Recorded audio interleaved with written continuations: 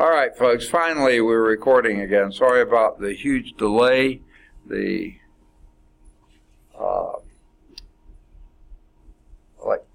electronic resources went on strike for a while, and I think they're back. Let's go over announcements. I think you've heard them all. Well, maybe not all of them, because some of them are changing. First, before we meet again, our volleyball team will be hosting Monday evening a doubleheader. They will be playing first Coastal Alabama South.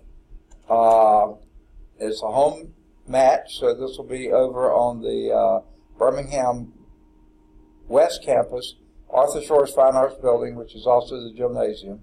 They'll be hosting Coastal Alabama South at 4 o'clock in the afternoon, and then follow that up with Wallace State Selma at 7 o'clock Monday evening. So if you have the time off and free, go over and cheer them to victory. I think they're a pretty good squad. They were best ever last year, and they have several of those players back this year. And the College Scholars Bowl, still looking?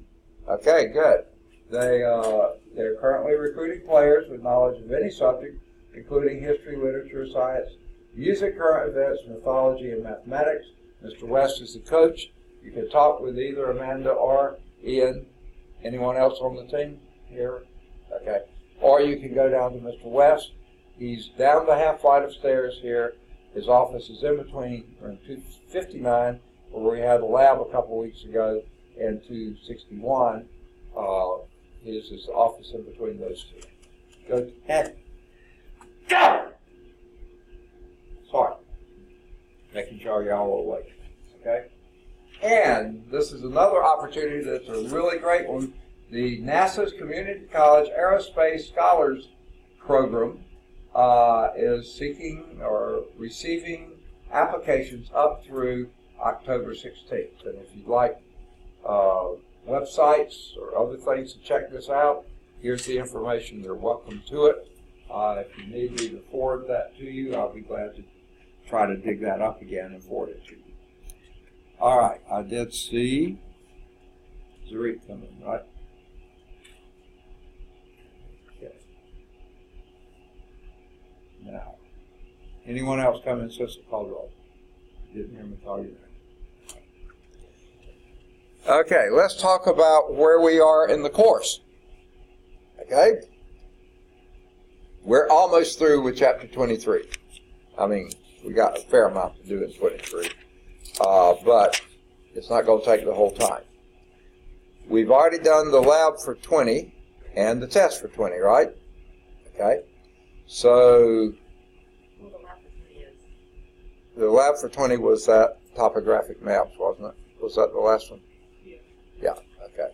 That was the last lab. I knew we did that before we had the test. But we had the test on 20. So when we finish the chapter here today, when I get down to the office, I'll try to call Jerry Tracy then, because hopefully that'll be a time he's there, but he may be so busy with the broadcast he won't be able to talk. But it's hard to catch him, but I'll start trying to catch him then, and see if we can line up something for next week. Would either Tuesday or Thursday be better or worse for any of them? Either way is fine. So, what is it going to consist of? Like, we're going to go down there and come back here? Or? It sort of depends on what time he wants us. Usually he wants us sort of on the early end, so we won't be interfering with the broadcast later. And the last couple of times we've been short-staffed, so he didn't have lots of time. He spent maybe an hour with us. I think one time had someone else give us a tour of the station. But he takes the time for us, and he's real good about it. But usually we'd leave here, what we've done in the past, leave here right at 1:15 and get there about 2, by 2 anyway, and then he'll see us 2 to 3, and then we got plenty of time to come back here. If we don't need to, which I don't think we do now, we may just call that a day then, okay? And then we'll pick up and because we should get into 24 today. I really don't want to get too far into 24, and then that would mean the day we don't go to the Channel 13 weather, we'll finish up 24, and then Tuesday of the following week. Did anyone check on it? Don't we have class both days of the subsequent week? I sure hope the final is on Tuesday. October 16th is the last day. And that's a Tuesday or Thursday. That's what I was thinking. So that will mean we'll do the lab for chapter 24 on the Tuesday. I'll also be returning every paper to you then, and we'll probably have the test on 24 on Tuesday, on that last Tuesday, and then on the Thursday, all we'll have to do is the test, final exam. We'll eat pizza and have the final exam. Okay, and we may even have some left over. Never mind, I'm just kidding. Okay, so it looks like now we'll finish chapter 23 today, start 24. Try to arrange the field trip for Tuesday or Thursday of next week. The day we don't go on the field trip, the last 30 minutes will be the test on chapter 23. The previous time to that will be finishing 24. Okay? And that pretty much will take up next week if we get to go to the lab, to the field trip.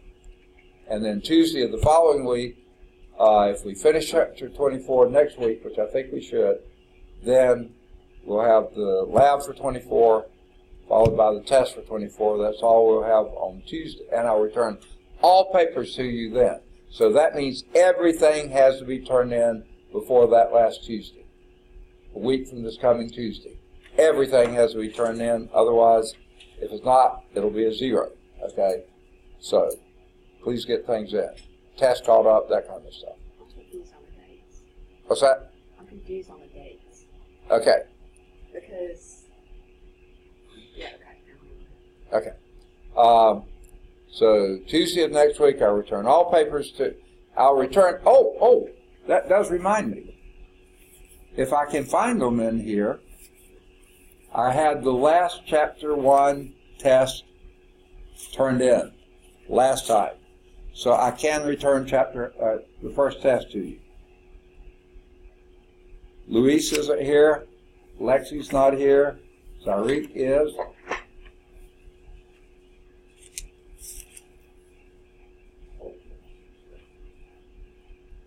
Brianna, I think, is gone.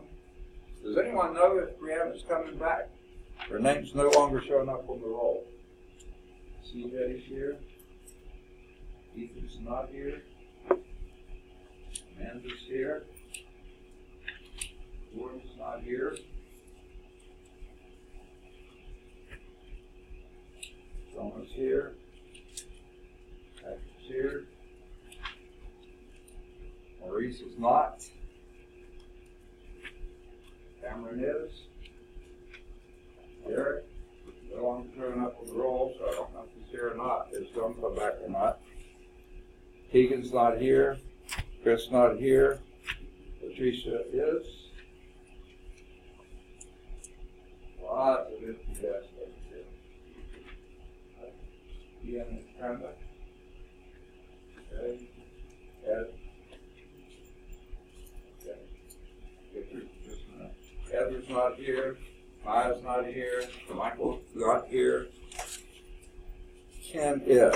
Before I put this down, Chris, Tegan, Derek, Maurice, Gordon.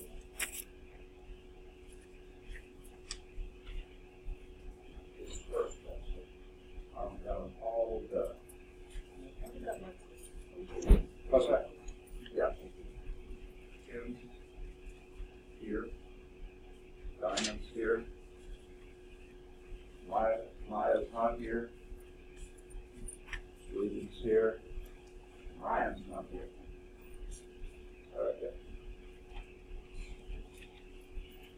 All right. As soon as I get everything in, folks, I return it. So please get your other things in. soon as possible. Okay. So, any other questions on how we're going to wind up the term? Hopefully we'll have the field trip one day next week. All right. If there's no more questions, let's hit chapter 23. Wrap that up. And one thing we know for sure, the last 30 minutes of either Tuesday or Thursday is going to be the test on chapter 23, because we should finish that today. Okay? And so, last time we were talking about climate zones. We had gotten into that. Let me throw up the slide again. We talked about climate and latitude. I guess we just were getting into what they call climate zones. Okay? Now, if this looks a lot like what we were doing earlier, I think I said these very words or something very close to it. Not surprising, because they're all tied together. Climate zones are defined in terms of yearly temperature averages. Okay? Let me get my good old handy-dandy visual aids, the globe.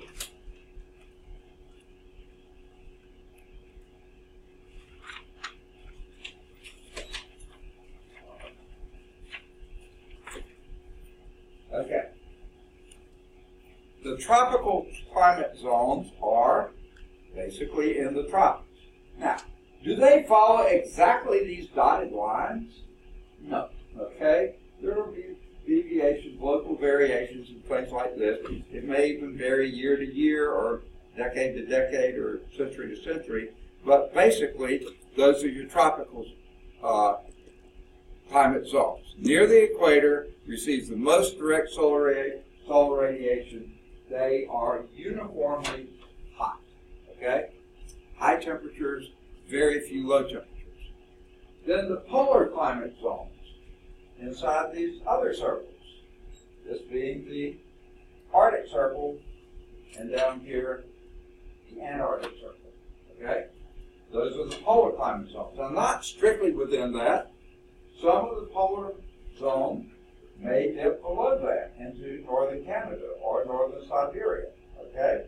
Or some of the it may dip up in places. We'll see that in just a minute. The polar climate zones, the least solar radiation, mostly because of the angle. Even when the sun, point this way toward the sun, even when the sun is coming directly in like this, up here it's coming in at a very steep angle. Okay? So therefore, it has to go through more atmosphere to get there, and it's sort of oblique. Okay? Never directly overhead, never anywhere close to directly overhead. Okay? Least solar radiation, cold. Cold in the summer, colder in the winter. Constant daylight part of the summer, okay, within the Arctic Circle and Antarctic Circle, and constant darkness for part of the winter. And you talk about miserably cold. It is when there's absolutely no sun. Okay. Here is Ethan. Yep. And Keegan. There you are. All right. Now, by the way, those who came in since I did return the first test to everyone who was here, so pick it up before you leave today, because everybody finished it. Last person finished it Tuesday, so I was able to return that. So, cold, okay, cold. In between those are what we call the temperate regions. So basically somewhere in between the tropics, or in the northern hemisphere, Tropic of Cancer, and the Arctic Circle, that's generally the temperate region. Okay? Temperate meaning in between the extremes. Okay? Intermediate between the very hot, year-round hot, and the very cold, year-round cold. We have the seasons, we have other things that vary. Now, this little check down here seemed like it belonged somewhere else, but I guess they had nowhere else to put it, so they said rainfall patterns shift seasonally. Okay? It's really not saying much about what we're talking here, but it's true. Rainfall patterns do shift seasonally. In different parts of the world, they probably shift differently. Okay? For instance, someone tell me what is typically the driest month of the year in Alabama. On average, the driest month of the year. Say again? July here. Any other guesses? Say again? January, I heard? Okay. It's actually October. The thing is, we don't usually notice it because trees are beginning to lose their leaves anyway. You know, it's not that hot. You know, it may be dry, but we don't notice it. It's not causing any crop damage. Most of the crops have already made. Don't notice it, but that tends to be our driest month. And again, it varies, okay? They shift seasonally, okay? It could be we'll have a tropical system come through and really have a really wet October. It can happen. It's a lot less likely now. We're getting out of the tropical season, but tell the folks down in Houston that, okay? They got drenched, what, a week ago? Okay. So this, to me, is a lot better representation of what the zones probably really look like, okay? And again, there can be shifting. You see, the Arctic Circle is up here, and yet the polar region up here includes much of northern Alaska, much of northern Canada, even some north of whatever that province is, Nova Scotia or whatever, and almost all of Greenland and Iceland. However, it curves up. It doesn't include much of Scandinavia, okay, because it has the warming effect of the oceans here.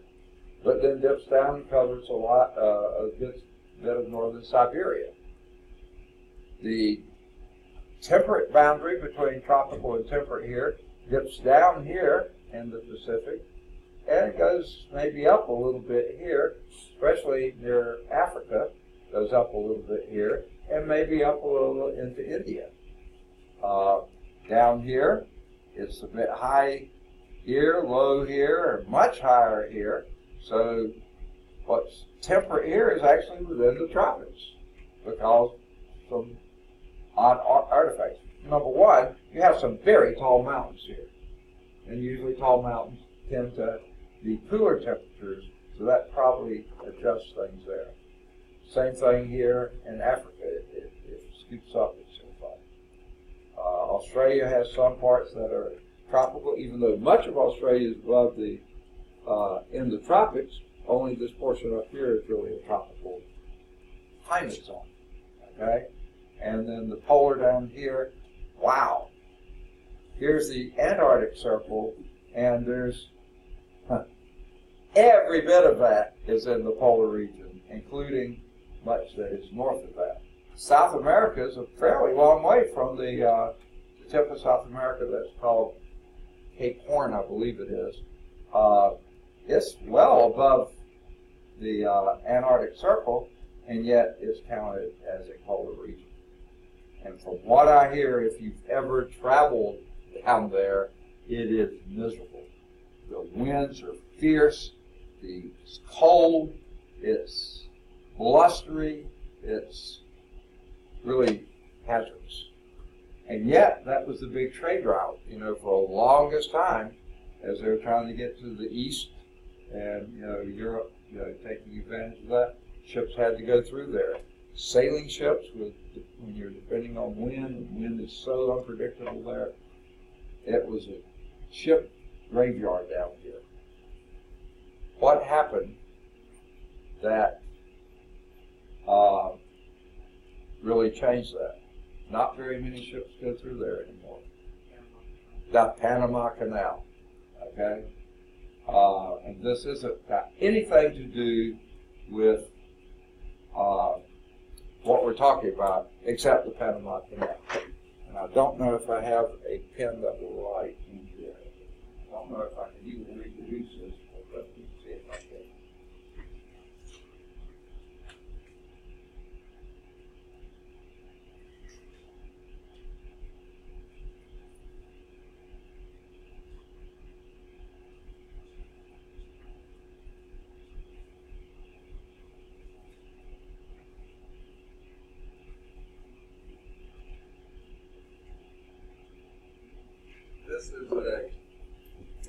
thing I ran across not long ago.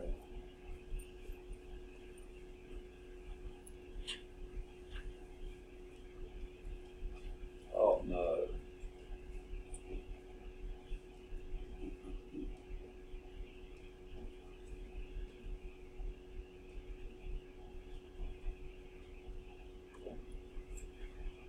It's not really a sentence, it's just a saying, a phrase. A man, a plan, a canal, Panama. Okay? Does anyone know who the man would be? You Scholars Bowl people, that might be helpful for you. Theodore Roosevelt, excellent. Okay? And the canal, of course, is Panama. Now, is there anything sort of unusual about that saying?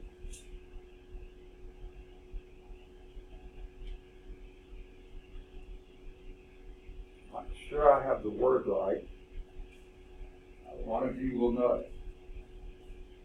Or any of you dyslexic. I'm not meaning to. Oh, it's the same. Oh, yeah. A man, a plan, a canal, Panama. What do you call that? Yeah. Yeah, everything saying what we're doing.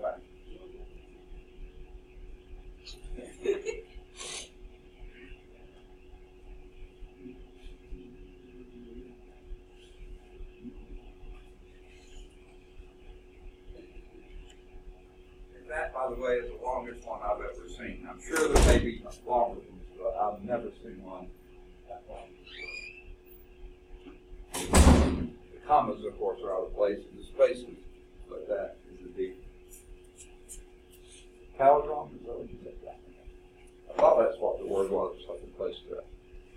Has nothing to do with physical science here, except that when they did build the Panama Canal, cut it through here, then ships didn't have to make that hazardous journey and long journey.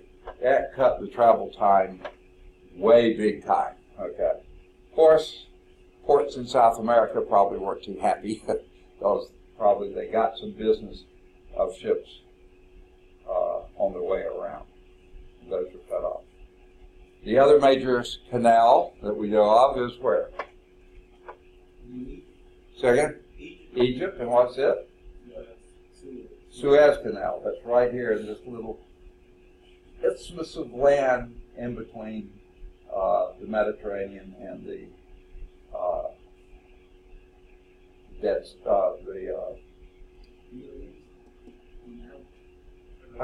the Red Sea. All I can think of is Dead Sea. That's over here. The Red Sea. Okay, parting of the waters, all that kind of stuff. Now, this is more physical science related. When they're going through, especially the Panama Canal, I'm sure it's somewhat true here, but especially the Panama Canal, what do they just sail through? Why not? Because it ain't even. The land is not even. They have like I forgot what they call it. Like they're rising water level. Yeah, they call them. I think they call them locks. Yeah, they have to go through several stages to fill and lower, fill, because of the spin of the earth. The spin of the earth piles the water up on this side and drains it on that side. So the Gulf of Mexico here, Caribbean, whatever that is, Caribbean, I guess, the Caribbean, or part of the Atlantic, whatever it is higher on this side than it is on this side. So they have to lower ships going this way and raise ships going that way. Those are called locks that they go through. I don't remember how many, 3 to 5, it seems like. In this one, I think there's only a couple here. I don't remember. Has anyone heard? But that's because of what we're talking about, not in climate, but the spin of the earth. We mentioned that. Okay, so that shows our major climate zones.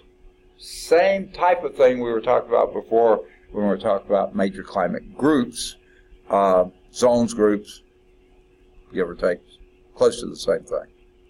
This, however, is not a very well done grouping in my mind. You think that there's these sharp boundaries like that? No. That thing we saw before where they're wavy, irregular and stuff, that's more likely. I don't know who, well, I can sort of guess, okay? This is more similar, mostly because it's affected more by water. This is more similar because it's affected more by land. Same thing here, this is water effect, this is land effect here. So I can see some different, but to have it right on this parallel, not parallel, longitude or meridian, no, not very likely at all, okay? If anything, I could see it if it was over here, for this part, here makes sense there. But they're just giving us, this is the rainfall patterns shift seasonally. And if you recall, low pressure around the equator, so typically it's fairly wet, okay? Not always, but typically, okay? Then dry band north and south of that, where the high pressure comes back in, okay? Near 30 north and 30 south, okay? Typical. I mean, this is the boundaries aren't this sharp. And then you have wet again. This is very wet around the equator. Wet north and south of there. Look at lucky U.S. I'm sure we have some deserts, but guess what? As a nation, you couldn't have it much better, okay? Good, steady, fairly uniform rainfall.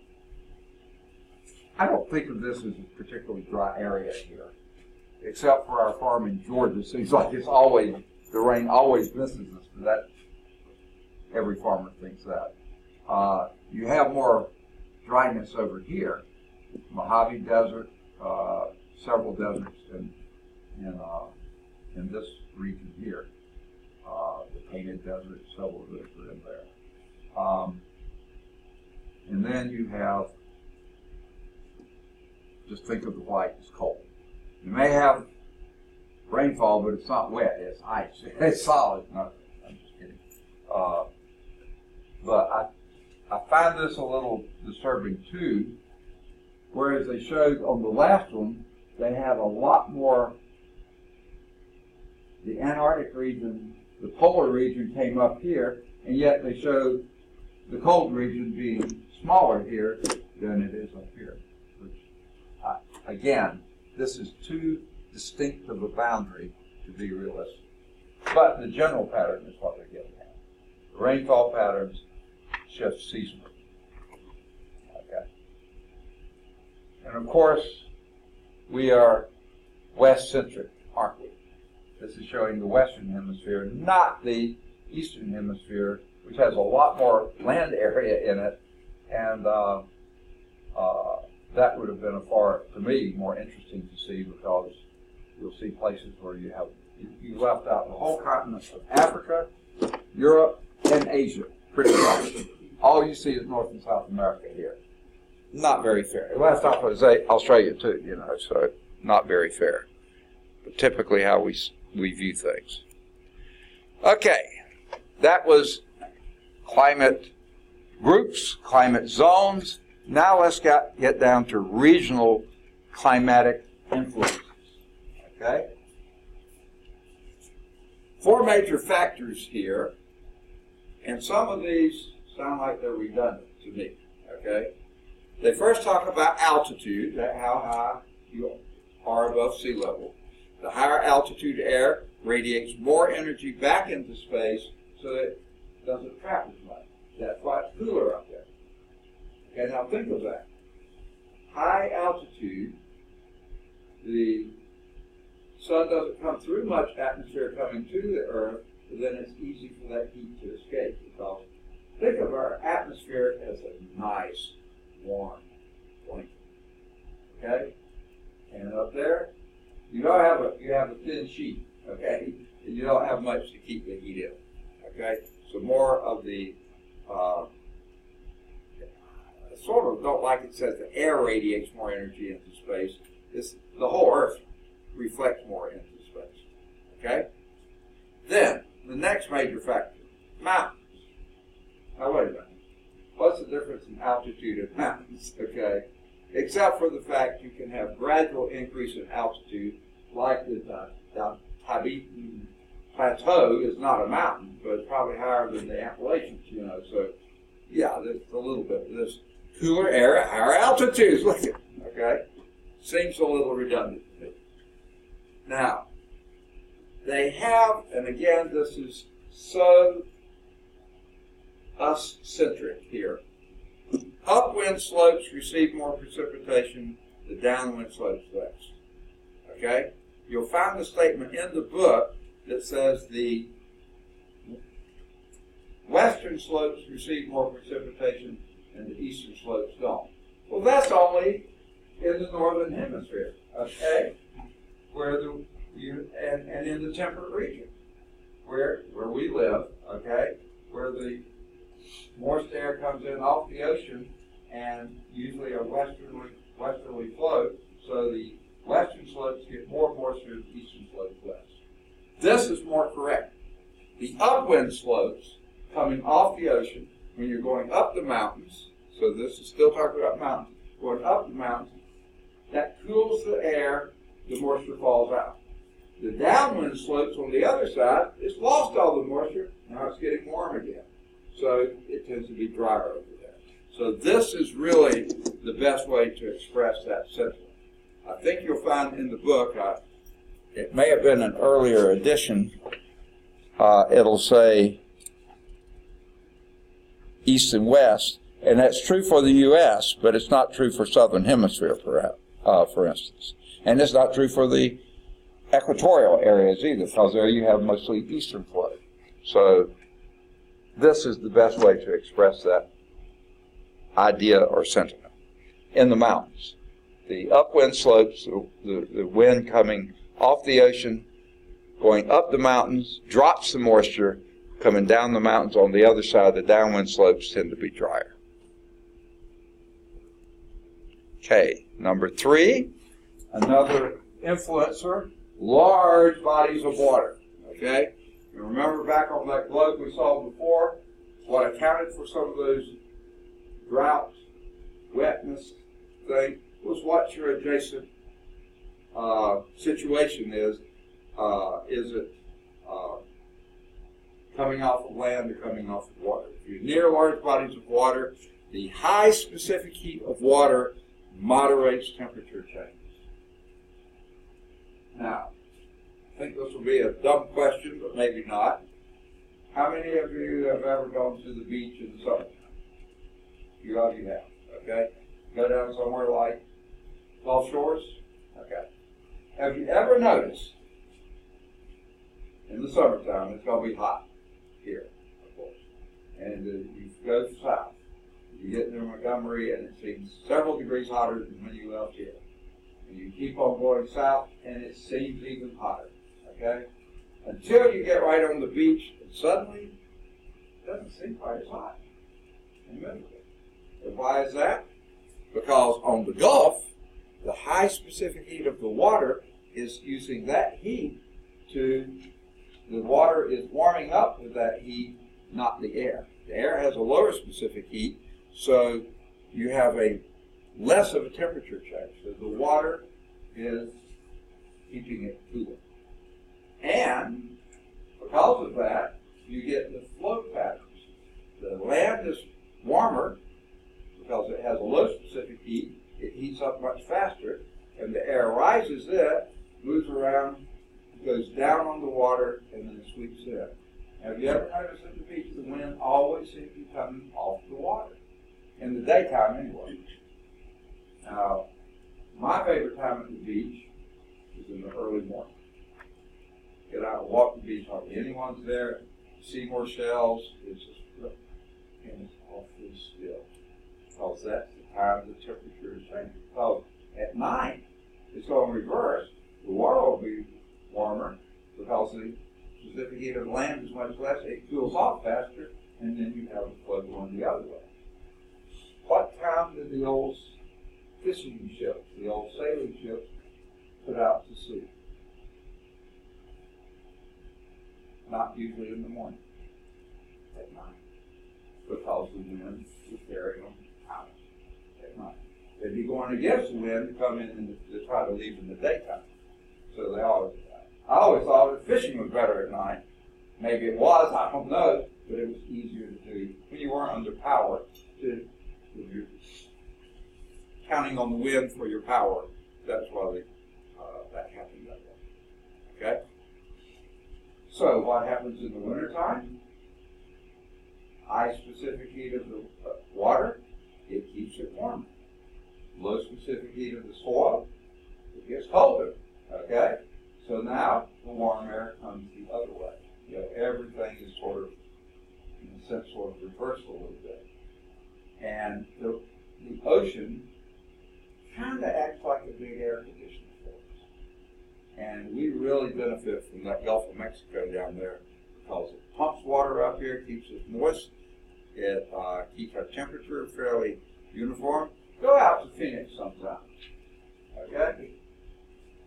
In the summertime, 120s, something like that, miserably hot. Of course, it's a dry heat, and you don't notice it much, but it'll burn you like crazy, okay? But in the wintertime, it's cold.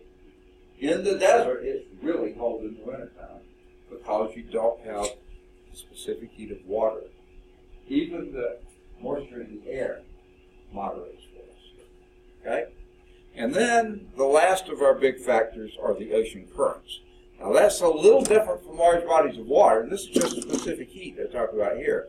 What are the currents doing? And we'll talk about this more in the next chapter. But they can bring water nearby that has very different temperature from what the land does. And Ryan decided to make it today. That's so good. Okay. Good deal. Now, anyone know the most, at least in the U.S., the most famous of these ocean currents?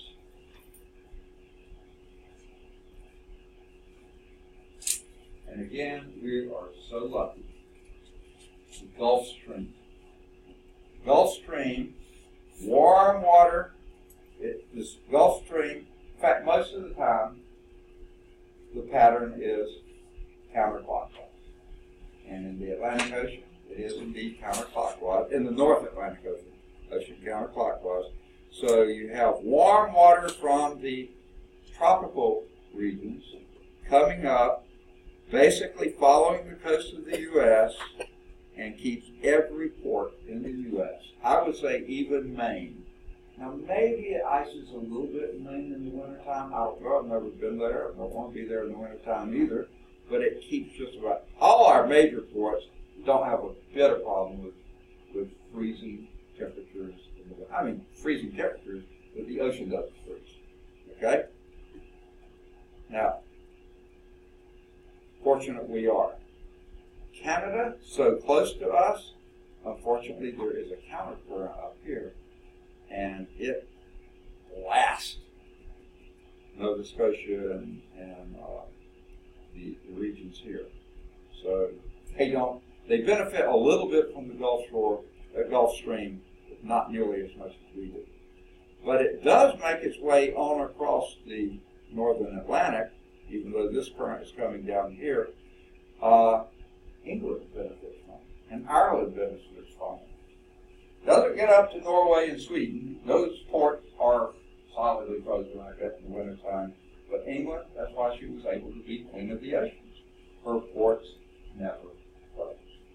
Okay? Because that good old Gulf Stream continues over here, keeps their ports warm too. So Europe benefited too. Now over on the other side, much of Russia, too far north to catch, Japan stays ice-free, but because of the same type things we have over there, these bearing currents keep much of that. Russia doesn't have an ice-free port here. Certainly not up here. And not in here. They do have a port here. There is a gulf that comes in here, and Russia actually does have an access, but it's frozen in the wintertime. Their only port was down here on the Black Sea. Okay? Anyone know what's down there? Hint. It's with Ukraine. Crimea. Been in the news a bit lately, or a few years ago anyway, and Russia took back over Crimea, which really belonged to Ukraine. But when the Soviet Union, they said, oh yeah, you can have it all, one big, whatever they call themselves, federation or whatever. Then when they became split, became separate countries again, they wanted to take back Crimea because that was their only ice-free port year-round. That's a little more politics, but it's still physical science. Okay? Because the ocean currents can bring water nearby that has difficulty. Now, we're going to mention this on the Pacific side. I mentioned the Atlantic side. The Pacific side, again, all our ports here are ice-free. And in fact, even in Alaska it is, because there's a current. It's rather strange here, because we'll talk about this next chapter. It comes in here and splits, and part of it goes down, and part of it goes up. The part that goes up does keep British Columbia, Vancouver, Victoria, and the southern peninsula of Alaska. Look how we ripped away all the ports. Coast there, and keeps most of these ports down here relatively ice-free in the wintertime. That current goes like this. However, the one that splits and goes down here keeps San Diego's water cold. San Diego is pretty far south, okay? As far southwest as you can get in the U.S., except for Hawaii, and yet the water there is pretty chilly. People typically wear wetsuits on the beach there. Maybe in the hottest part of summertime, a few brave souls will just have swim trunks on. A lot of people will still be in wetsuits just because the water is so cold. The beaches are wonderful because that cool water keeps the temperature, air temperature, very, very pleasant. Okay. But that's currents, ocean currents. And you'll read in the next chapter 2, I think we've already hit it once here, we know less about the ocean in so many respects than we do about outer space. And we're right here at it.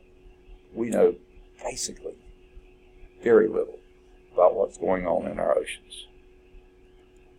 All right. Here are some of those currents we were just talking about. Here's the North Pacific current, which brings moderate water up along here and keeps these ports ice-free, this is Seattle, Portland area here, I think, and Victoria and Vancouver here, and then this is southern. This is a little distorted looking. Alaska, has that peninsula. It's not a peninsula, but a finger that comes down and takes up many of the ports in northwest Canada, and then up here. So many of these are pretty much ice-free, even as far north as Alaska. But the California current, compared to what it would be here, certainly the soil temperature here, this is very cool water coming down here. You can't see it probably from where you are because it's a blue line. Whereas the Gulf Stream comes off the tropics here, way into the tropics, equatorial water, comes up, mixes around the Gulf of Mexico. It's basically, the Gulf of Mexico is one hot bathtub. It's hardly ever very cold. Air temperature can be cold, but the water is usually not ever too bad. The Gulf Stream moves on up here, keeping all of our ports ice-free, but then this stinking Labrador current sneaks down from the Hudson Bay and Greenland type area and really freezes northeastern Canada, or southeastern Canada, the eastern ports of Canada. So they don't benefit as much from the Gulf Stream as we do. And the fishing out here used to be probably some of the best in the world. The Sargasso Sea, is that one of the places they called it the North Atlantic, but it was just such rich fishing ground. mostly because the Gulf Stream felt it nice and warm. And however, we've overfished, not just us, but Europeans, Japanese, everybody has overfished it so badly it's completely out of its ecological fact. You know, that's not a very good scientific term, but you get the idea. Okay. But that was responsible for some fantastic fishing grounds. Not grounds, but whatever areas. All right. Describing climates. What is the problems? We've already been hinting at some. There are no sharp boundaries. No matter what map you look at, and it makes it seem like there's a boundary there, there aren't. There are regions that sometimes are one way, sometimes the other way. There are no sharp boundaries. And, as big as this globe is, you'll never find two places that have exactly the same climate. Now, they'll refer to some as if they're similar. Like, here's this big body of water here. What is that? It separates Europe and Africa. Mediterranean Sea. That has its own, it's almost enclosed, okay? There's the Strait of Gibraltar here, which is very narrow. A lot of migrants try to cross there. Fairly close here, Libya and I think this is Tunisia here, very close to some of the islands, relatively close to some of the islands of Italy, and a lot of migrants try to make it across there.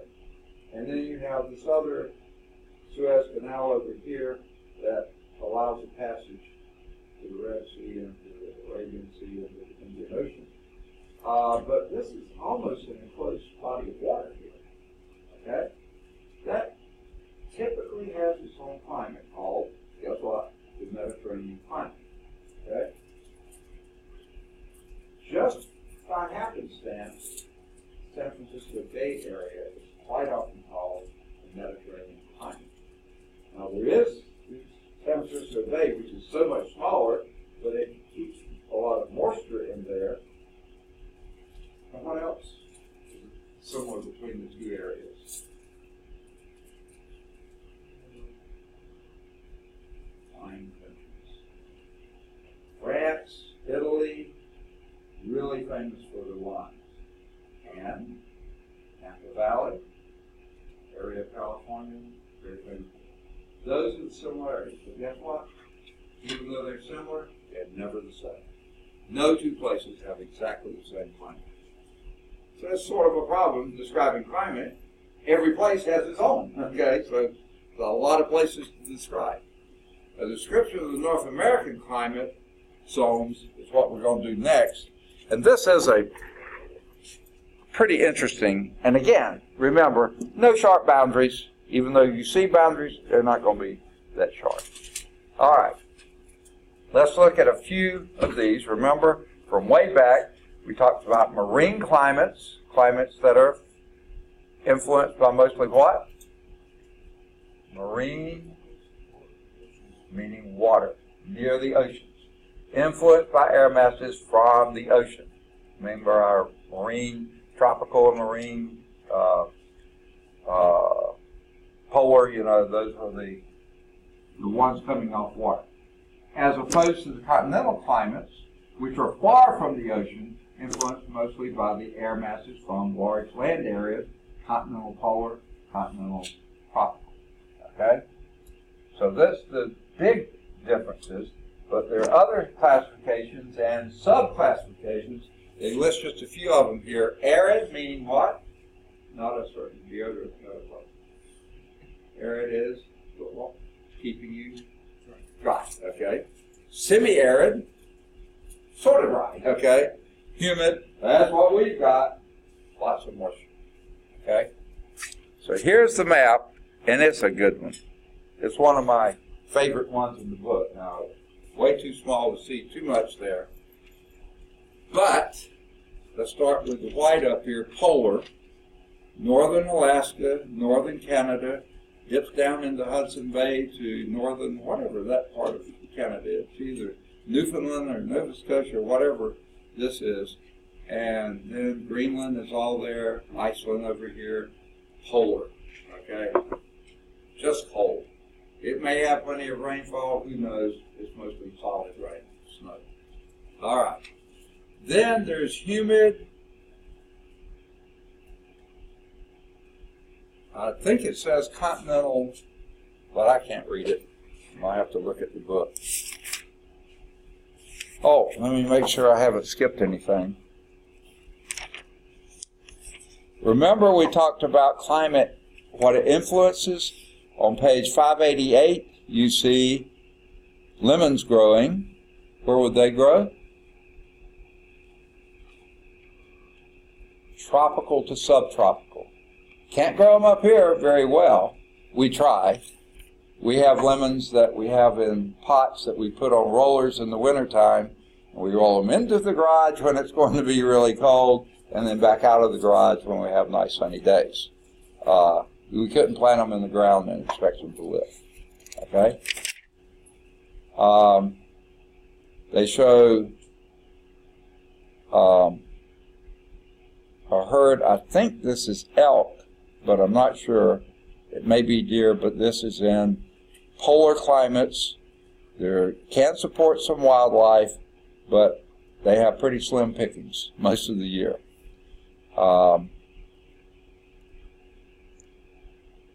You see different tree. They show, this looks like it has to be Italy, but it may not be. The deciduous forest responds to the seasonal changes in autumn with a show of color. We have some of that here, but you have to go further north to get the really pretty climate changes. Okay. Now, your table 23.1 in your text on page 592 is going to have a lot better description than these little headers here. What you see here, the sort of the puce colored or whatever that's called, humid, continental, subarctic. I couldn't make out subarctic. Okay? Most of Alaska, much of Canada is humid. Plenty of moisture. Continental air masses, meaning you wouldn't expect that much moisture, but you do have it. But they're subarctic. Not into the Arctic region, but cold enough to make you feel like it is, especially in the wintertime. Okay?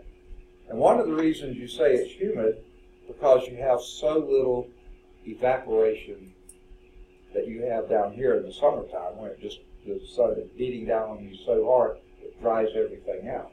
It never beats on you that hard up there. Even though you have lots of sunlight, it's just not that intense, so it keeps the moisture there. Okay, next we have the humid continental, mid-latitude, that's what they say. That's this, I don't know what to call it, tannish portion right here. And you see this is in parts of Canada, the Great Lakes region of the U.S., and then northeast New England and into Canada there. Okay, that's again humid, continental, but it's mid-latitudes. So it's beneath the subarctic, but in the northern part of the temperate. Okay, then we have the humid continental again, low latitudes. Now, I don't count that low latitude, so I don't like the classification here, but this is pretty much the Corn Belt, okay? This is, now it goes up into the Dakotas and probably into Canada here, some too, or close to it. But this includes Indiana and Iowa and a lot of Nebraska and those.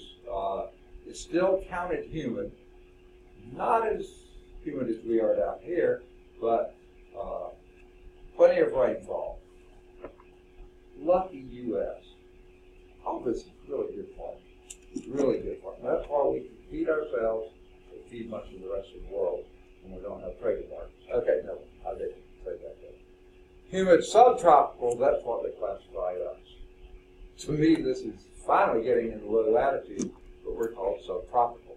That's really far north for subtropical, but that's us. Certainly Florida belongs there, and Alabama and stuff. Thank you, Gulf of Mexico. You keep this region. Yeah. Because look over here. Now this is an approximate of what we're going to talk about in the next chapter, continental divide. Now, it's not exact, but it's close to it. Over here, dry. Over here, wet. Now there's some really wet areas over here, but in general this is dry. And it's almost our continental divide. What we just saw, the upwind slopes are usually wetter, downwind slopes drier. Well, this is mostly downwind slopes here, because the mountain ranges are right near the coast. So that's what accounts for this dryness. What keeps this moist is our good old Gulf of Mexico. Most countries don't have a separate water supply. We have the Pacific and the Gulf, and a little bit of the Atlantic. How can we get any wetter? And great temperatures. Okay? Not too hot, not really too cold. Then we have what they call the tropical wet. Now what they're talking about here is not this, but this. The Yucatan Peninsula in Mexico. And from what I understand, there's some really pretty areas down there. A lot of Mexico is very, very dry. This part is not. It's the tropical wet. The tropical, I can't make that out with something another dry. Seasonally dry, what does that say? Tropical is seasonally wet dry. Okay? That's down here. Okay? And that's Cuba, by the way, too. You would think with water on all sides here, it would stay pretty wet. But it doesn't. This is getting in more into what I was calling earlier monsoonal. They really don't have that many seasons down here, fall, spring, summer, and winter. They have wet and dry. So that's what they mean here. And it's pretty amazing. You would think Cuba would be always wet, but it's not. And it's not just Cuba, but this is that Hispaniola that split Dominican Republic and Haiti. I think that's the island. This is Puerto Rico before the hurricane. Or is this Puerto Rico? I can't remember. But anyway, the islands down here are unbelievably seasonally wet and dry. You wouldn't think they'd ever be dry. And then you get the semi-arid. Right against the humid here, it seems like, but it's transitioning. This is the western plains and into the foothills of the mountains. Now you're on the downwind side of the mountains. That's why the dryness is here. You aren't in the area with the Gulf influences yet, so that's why you're semi-arid.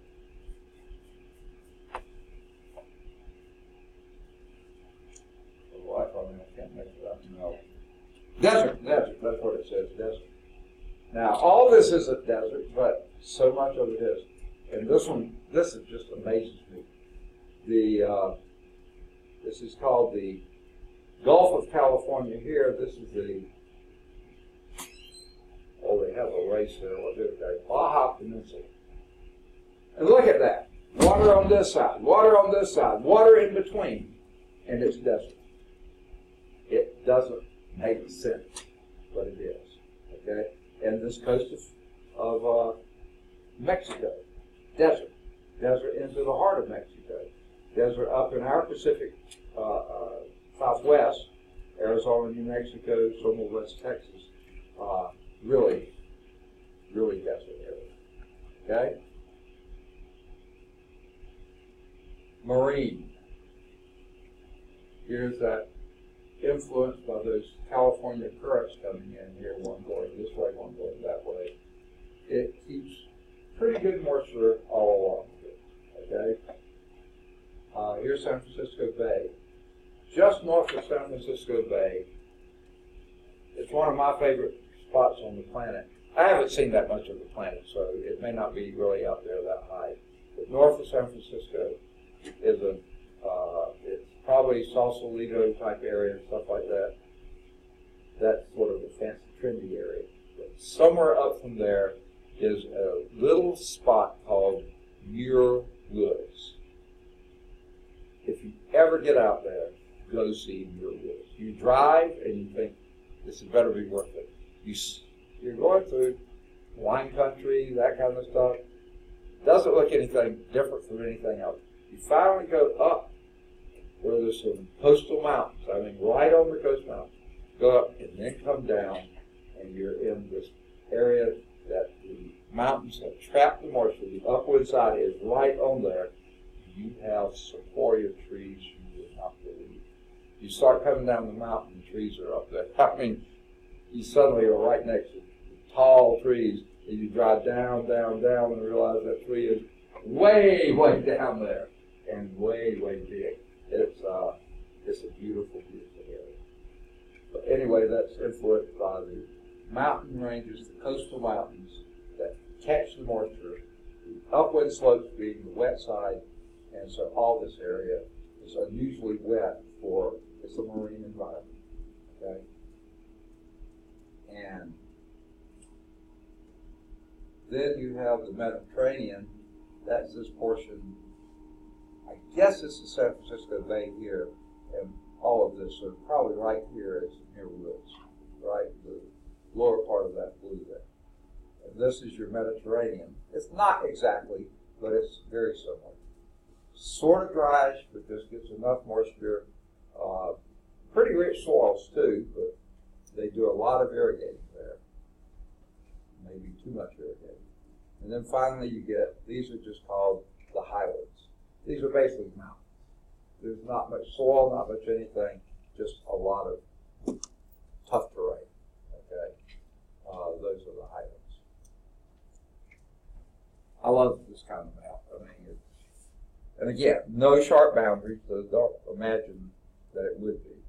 But you see what influences and what benefits different regions. All right. They do have their example 23.3 is a table that lists monthly temperature data and total monthly precipitation data for a location in North America, and they're asking you in which major climate zone would you find that. And my hints to you would be, notice there are only 4 months with average temperature above freezing. Not going to be the southeast, okay? So don't think it's anything near us. All the rest on the average monthly temperature is below freezing, sometimes way below freezing. The precipitation, I found that interesting too. The hottest months, if you can call that hot, are also the months with the highest precipitation. Of course, this precipitation measured in millimeters, so it's still not a lot of precipitation. Anyone want to make a guess of what, which one of those areas that would be?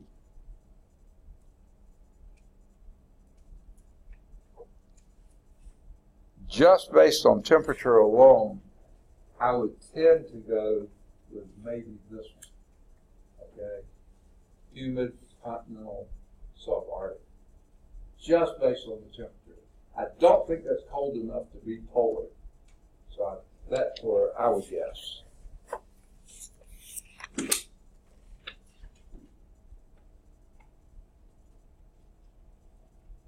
Nope, polar. Sorry. It's polar. The next one, 23.4, example 23.4, shows temperatures in not a single month.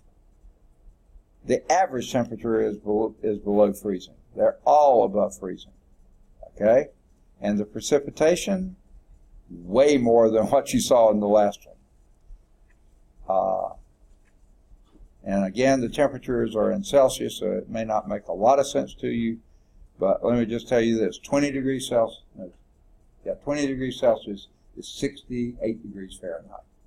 They're a touch point. So you see the average temperature of 5 of those months in the middle of the hot part, average temperature is above 68, meaning that probably daytime temperature is way above that, nighttime temperature is maybe not even that. So if you haven't guessed, and then look at all that precipitation, and it's scattered throughout the year pretty much. It's not us because it is the same region as us, It's the humid subtropical. But it's not exactly us because their October is one of the wetter months, not one of the drier ones. Okay. Did we beat that to death? All right, sorry about that. No, I'm not. Okay. Local climates. They have a term called microclimate, and sometimes that truly is micro, okay? That's some local pattern in the climate, okay? It can be associated with large cities. I think we mentioned that last time, the heat island effect. I noticed it when I drove into work this morning, okay? When I left Birmingham pretty early, the temperature was below 78 because I just adjust my, anything between 68 and 78, I try to keep the inside temperature the same exact because I count that pretty good range to do it. I don't want to overuse my air conditioning, too much. But it soon got up to 78, so I left it right there. So I got a little bit of air conditioning. But once I got past Fairfield, started dropping off again and got down below 78. So there again, Birmingham and some of the surrounding areas of Birmingham, heat island effect or heat dome effect. You get out into places with a few more trees, a few less cars, buildings, and stuff like this. The buildings and the pavement absorb and then later emit solar radiation differently from natural vegetation, trees and grasses and things like that, and those kind of landscapes. Now, Birmingham has plenty of trees, but it has way plenty of buildings too. And I also think of it this way. All those buildings are having heat and in the summertime air conditioning. What is air conditioning actually doing? It's pulling the heat out of the air inside the building and blowing that to the outside of the building, right? Have you ever felt of the air off your unit outside? In the summertime, that's hot, really hot, okay? So guess what? For all the cool you have in the building, you're blowing all the heat outside. And the whole process is a heat pump anyway. I mean, it's using heat. So yeah, everything you're doing there is making temperatures go up. Now, those microclimates, like I said, sometimes can be really micro. A single tree can be a microclimate. Any of you Boy Scouts, Girl Scouts, something like that, you travel around in the woods and have to know how to navigate. What do you know about mosses on trees? Do they tell you anything? Or lichens? How? Remember? They only grow in the shade. Yeah, the things that grow in the shade, your mosses and things like this, they don't like direct sun, so they'll be on the north side of the tree. South side of the tree will be pretty bare of things like that. Okay, so yeah, a single tree can be, in a sense, a microclimate. Lichens and moss grow on one side, not the other, as Patrick was just saying. Okay.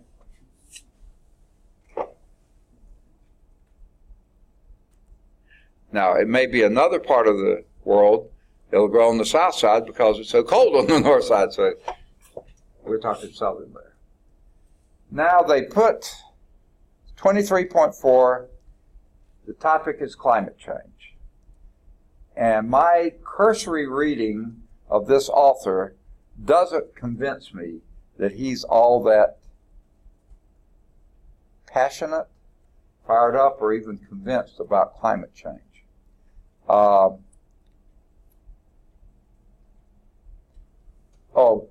I want to back up one thing. On page 594, just before climate change, concepts applied, cities change the weather. That was the stuff we were talking about with the heat island and heat dome effect. There's a little blurb there you might want to read on that. Okay. Now, let's get back to climate change. Now, a lot of what he says is true. I don't think he's saying anything wrong, but I just don't agree always with his conclusions. And the thing is, this book, even the newest edition of the book, was probably written several years prior because it takes years to get it proofed and passed and stuff like this, and sometimes they don't change stuff that's been in there for years. Okay? So don't think necessarily this is currently where he is, but it may be. Climate change is a departure from the expected average pattern of climate for a region of time. Okay? That's sort of a definition.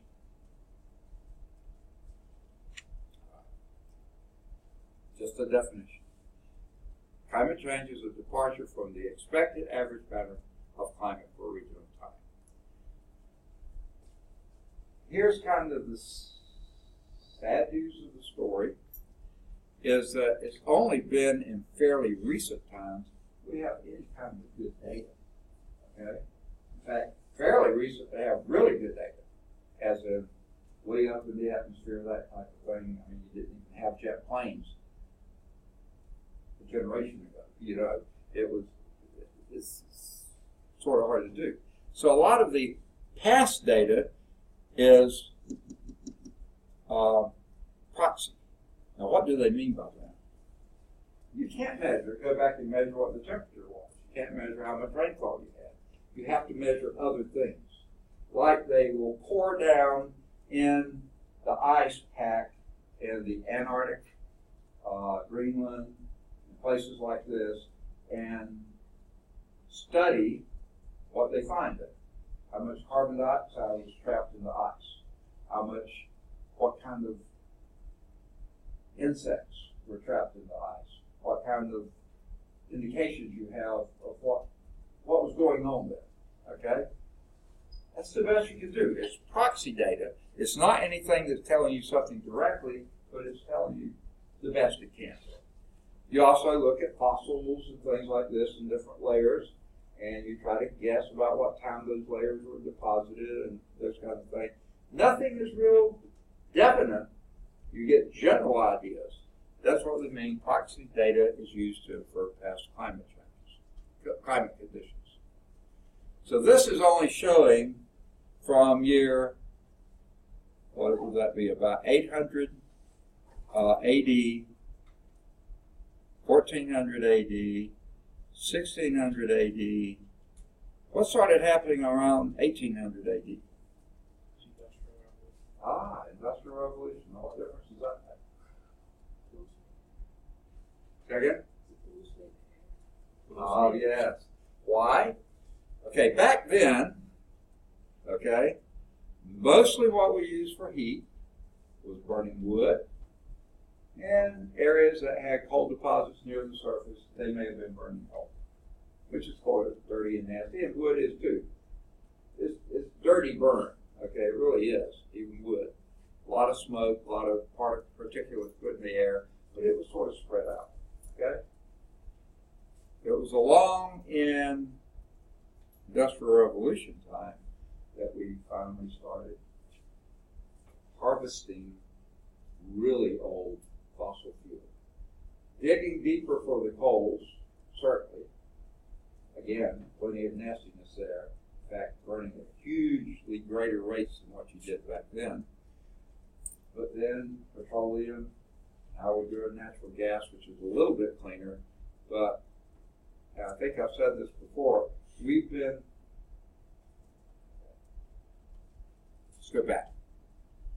Somewhere back there, and maybe even before here, for millennia, plants have been capturing carbon dioxide out of the air and then dropping leaves, dropping bulbs, especially in wet areas and stuff that didn't oxidize away, and it got piled on top of piled on years after years after decades after decades after centuries, and millennia, piled on top, and that's what makes the coal, the natural gas, the petroleum, all those products there. Somewhere along in here, we started digging those up, pumping them out, and burning them as fast as we could get our grubby little paws on them. So we have been releasing carbon to our atmosphere that trees have been taking out of the atmosphere for literally millennia. And we're doing it as fast as we possibly can. And in addition to that, we don't do it as much anymore, but we have in our past, when we were clearing areas to farm, we couldn't use all the wood, we couldn't use all the things, so we burned it. So even that recent capture of carbon out of the air, we release back into the air. They're still doing that. Have y'all been following the news in Brazil lately? They have actually, they think most of them were started by farmers trying to clear land, but it's been sort of dry there and they turned into wildfires. Huge areas of the tropical rainforest are going up in flames. Okay? The tropical rainforests produce most of the oxygen we breathe. Not the trees around here, yeah, we breathe this oxygen too, but to keep the whole planet supplied, we need the tropical rainforests. Okay? We need them big time. And those are, we're losing. We, the planet, are losing. Brazil's been doing this for a while so they can plant more soybeans. Why are they so interested in soybeans? This was before there was a market in China. Why were they interested in soybeans? And other crops too, corn. Because Brazil has almost no petroleum, maybe very little natural gas. I don't know what they just don't, there's no deposits of oil, petroleum underneath Brazil that to speak on. So they were trying to use renewable fuels, oils from biofuels. So they were growing soybeans like crazy, and they were taking down the tropical rainforest. Now, going back to the soil side of me, my major professor harped on this a whole lot. Our soils, I think I mentioned to you, because we have such large rainfall, high temperatures, ours are ultimately weathered. I mean, very, very weathered. Some of the most weathered on the planet. I mean, anywhere in our areas, strips like this would be. Okay? But in the tropics, they're even more weathered. Those are called tropical soils. Troposols, we're ultrasols. They're even more highly weathered. Well, the tropical rainforest, they've been around a while. They produce basically their own nutrients. They drop leaves like crazy and they recycle moisture, they recycle nutrients and stuff, and that's a process that's going on. And they have thick mulches of organic material under them. So the farmers go down there, cut the tropical rainforest because they have those thick, rich, organic, rich soil, burn the trees, okay, and that burns some of the organic matter too. They farm it for a few years, maybe 5, 10, or even 15 years. They use up that good organic matter, and it goes back to being those troposols, tropical soils, which when they dry out, they basically become bricks. And it's going to take the rainforest probably centuries to creep back in and reestablish. They'll quit farming that soybeans because their soils are terrible for growing crops. When they got all that organic matter, all their weight, great, the humus, that kind of stuff, holds moisture, has some nutrients and stuff. When they use that up, they'll burn some more rainforest and leave almost a desert. Barren in a sense of being able to produce green matter. We are in a really sick cycle. Unfortunately, that cycle seems to go downhill. I'm probably giving away more than what we intended here. But this is what's happening here. Now, this is a very short scale thing to see in the late 1800s, early 1900s and stuff. Look at this temperature increase. This is temperature. Here was a great temperature increase in the old days, and this is proxy data. We can't tell for sure, but that was approximate. Gradual, and that's normal cycle. Climate change always is happening, and you will hear the climate deniers argue this. Oh, it's all natural. Yeah, there's always been warm periods, cool periods, warm periods, cool periods, ice ages, tropical ages. Yeah, I admit that. Okay, but look at how they changed. Look at this. That is not gradual. That's not normal. That's not natural. And you can measure the CO2 concentrations increasing at that alarmingly steep rate. Whereas when they measure everything they have back here, never do they see any evidence CO2 went up at that kind of rate. Yeah, CO2 will go up and down depending on whether the trees taking it out of the air, fires or something putting it in the air, whatever. It varies. Not like that though. That's what has people worried. Okay? Now, okay. This is where I'm beginning to get the part from him. Data about the ice ages. By the way, the ice ages are way before this. There's no ice age on here, okay? Because if you think this is 800 AD, birth of Christ would be somewhere back here, and history of man, somewhere back here. The ice ages were way, way, way, way back there, okay?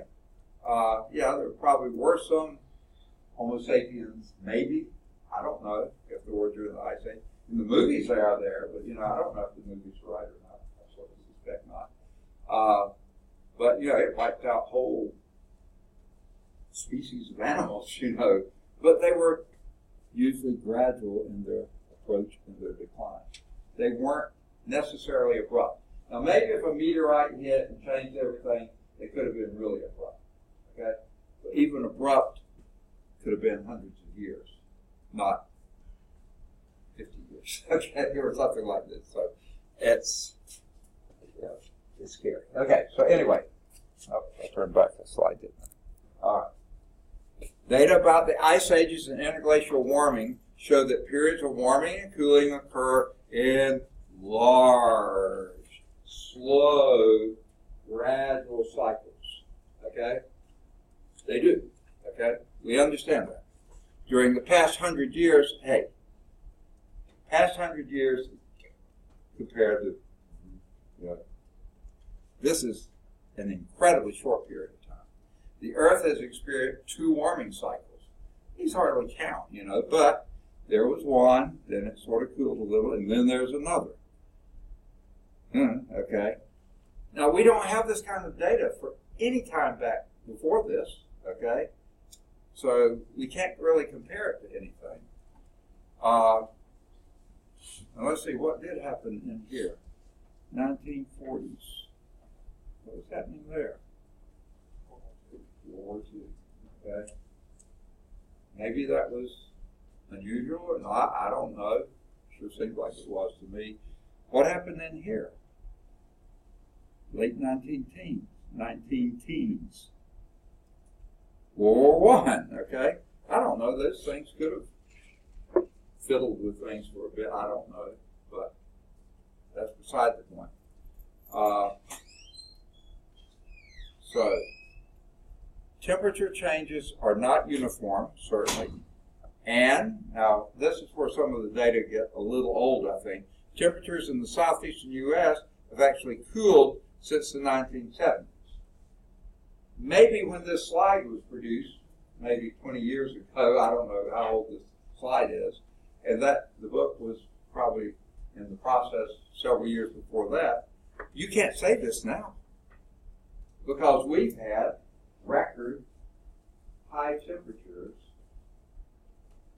I think like three out of the past 4 years or something like that. I mean, it's just an incredible number. And I would just challenge anyone to come up with a September that we've had anywhere close to the number of 90-degree days we've had this year. I can't remember one. I can remember some summers we didn't have as many 90-degree days as we've had this September. And this is not summer, okay? So, it's over 90 today. I bet you out there. It's unbelievable. Okay. Now, this is just 1 year. Climate is much bigger, broader than this, okay? So, I think this has changed since he wrote this, okay? The sea ice in the Antarctic has increased. Maybe back when he wrote that, it's falling off into the ocean right now. It was increasing for it was in one of these little blips. This is temperature, it's not that. It's right now going the other way. Sea ice is actually decreasing. Even though that statement was true when the slide was made, it's not anymore. Okay? Sea ice is rapidly diminishing, both in Greenland and Antarctica. I think you can check me on that. Okay? Now, causes of global climate change. Yeah, all this is true. Result of complex interactions of factors. So that's a nice, easily worded thing. Sunspots. Yeah, sunspots change things. You know, when you have solar flares, lots of things change, and that can change temperature. The Earth's tilt, orbital shape, and axis wobble. Yeah, our tilt's been pretty constant for quite a while. And our orbital shape is, yeah, it changes during the year, but it's not changing year to year. And the axis wobble, remember that was every 1,700 years or something like that. I mean, just unbelievable. You know, that's not a big major effect of climate change right now. Now, the greenhouse gases, water vapor, carbon dioxide, methane, trace gases, yeah, these contribute too. We always have had them, okay? But especially this carbon dioxide, and maybe the methane. Methane's always been there, but you know, every time they drill for oil, methane escapes. Every time they frack for natural gas, methane escapes. Actually, probably every time you go to the gas plant, if not methane, some sort of carbon compound is evaporating and escaping. And in the old days, you didn't go to the gas station really frequently. Okay. So, and I'll hear people argue about cattle flatulence and termite flatulence, for those who care to know what flatulence is. Not the best of subjects. Yeah, those produce methane too, as does human flatulence. We won't get into that, okay? But, and other trace gases. But the thing is, that's been a constant, okay? What's happening now is not on the same order. And certainly tropical deforestation, I just talked about that way too much, right? And that's still happening. Not just in Brazil, though, I mean, all over. Indonesia, another tropical country. This is it right here, sort of the grayish country. All the islands are between the tropics here, okay? Fantastic, thick, dense tropical rainforests there. Cutting them down as fast as they can get to them so they can plant palm kernel. Okay. Does this have? Probably doesn't have nutrition information on it, does it? Anyone have a food product here? Wrapper? Okay. Drink. Oh, you think you have those? Okay, let's see. I will eat it much anyway. Okay. All right. Ingredients: sugar, of course, wheat flour, okay, skim milk, so it's cocoa butter, okay, skim milk, cocoa butter, okay. Chocolate, vegetable oil. Number 1, palm kernel oil. Number 2, palm oil. Then milk, fat, and other things. So see right there, palm kernel oil and milk and palm oil. They found out these palm, whatever palm tree that is, their seeds produce more oil very quickly, and our foods are more and more. That's the primary oil in them. Not soybean oil, not safflower oil or corn oil or well, some of those really good for you oils, even olive oil, you know, is more going to palm oil, palm kernel they're cheap. Nevertheless, they're really some of the worst oils we can eat. Olive oil, much better for us. Corn oil, much better. Safflower, much healthier for us. But no, those are cheap, okay? And so therefore, Indonesia, economically, it makes sense. Environmentally, planet health-wise, not so much, okay? Boy, is he on his soapbox today, okay? So, global warming. We need a break. Yeah, let's do it. Good time for a break. So I can get wound up again, right? Okay. What's that? I can't hear you. Almost 3:15. Oh, okay. Well, we don't have a break. We don't have a lab today, do we? I mean, I think we're caught up in our labs. We don't even have a test today. So we'll go 3:45. I need to call roll again. And we probably won't, I hate to say this to you, but we probably won't go the full 5:45 tonight. Sorry, folks. I'm cheating you out of your tuition dollars. Ripping you off. Okay. So let's take a quick break. Oh, I recorded that. Oh, no. But there is an announcement I forgot to make. I don't think it matters to many of you, but maybe to at least one who asked the question that prompted me to remember it. I do have, or did I announce this? I don't think I did. A minor change in my office hours tomorrow. And that's this. They have called a meeting for us, department chairs and stuff, tomorrow, and it's on this campus. Normally on Fridays I'm on the Birmingham campus, West Campus, and I'm there on Fridays. But since they called the meeting out here on this campus, rather than driving back and forth a couple of times, which basically is a 30-minute out of my schedule every time I make a trip, so that could be as much as an hour. Yeah, that's just wasted time. I'm just going to come here tomorrow morning and have my office hours here. So tomorrow, Friday, probably the only time this term, my Friday office hours will be on this campus, not the Birmingham campus. So tomorrow, Friday, I'll be here from approximately 8 in the morning till 11. Normally my office hours are 8 to noon, but tomorrow it'll be 8 to 11 because the meeting starts at 11. So I will be on this campus tomorrow. Did that? What room you be in? I'll be there in my office, 265. Okay. Now, sometime shortly before 11, I'll have to be going over to Ethel Hall building where the meeting is, and it's going to go about an hour and a half to 2 hours. So I'll be back in the office just briefly afterwards, but not to do much work. It'll be to pack up and go home, I hope. Okay. So I did want to get that done. Another thing, as I was turning through, sometimes I forget to turn the pages in the book. Pretty good picture if you remember back a slide or two ago. Yeah. There, sunspots were mentioned.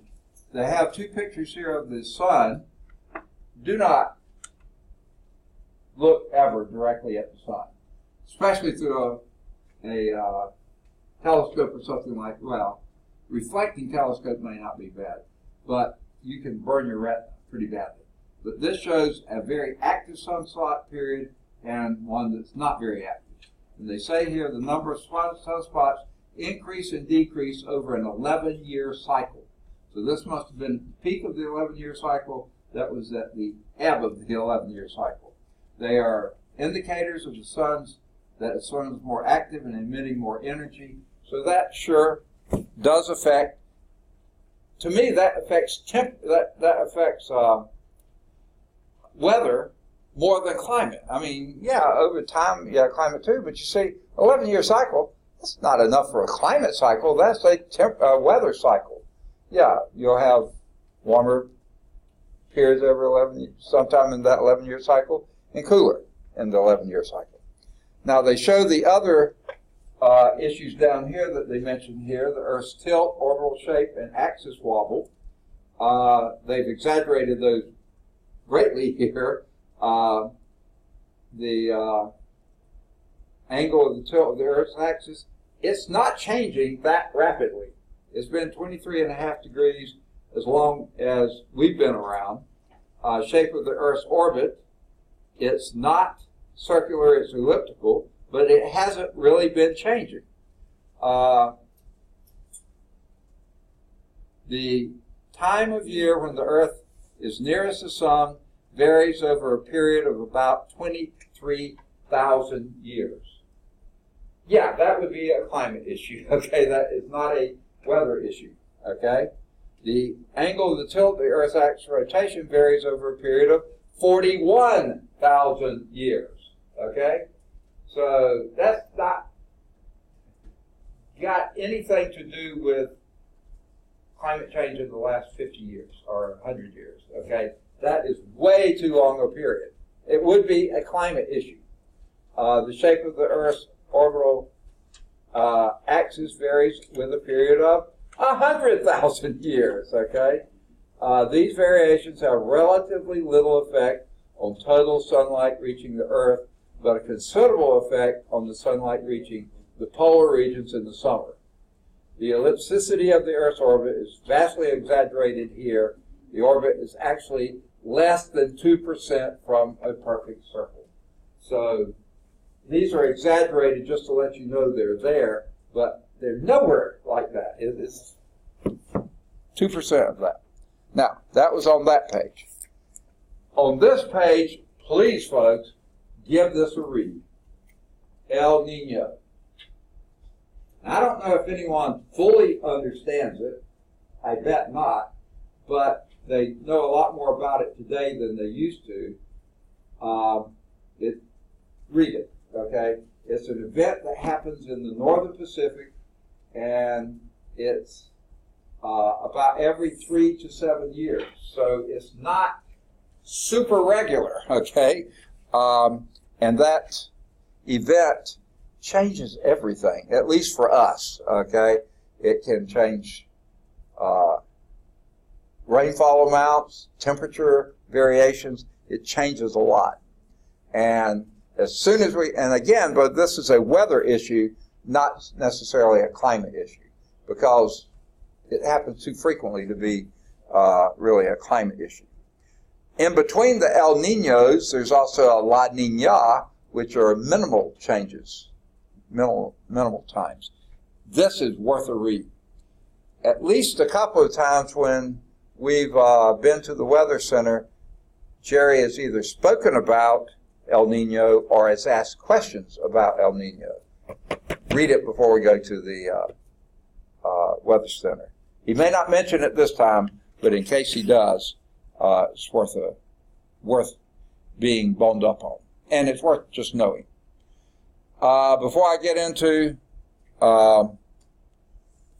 global warming, top of this page 598, people behind the science.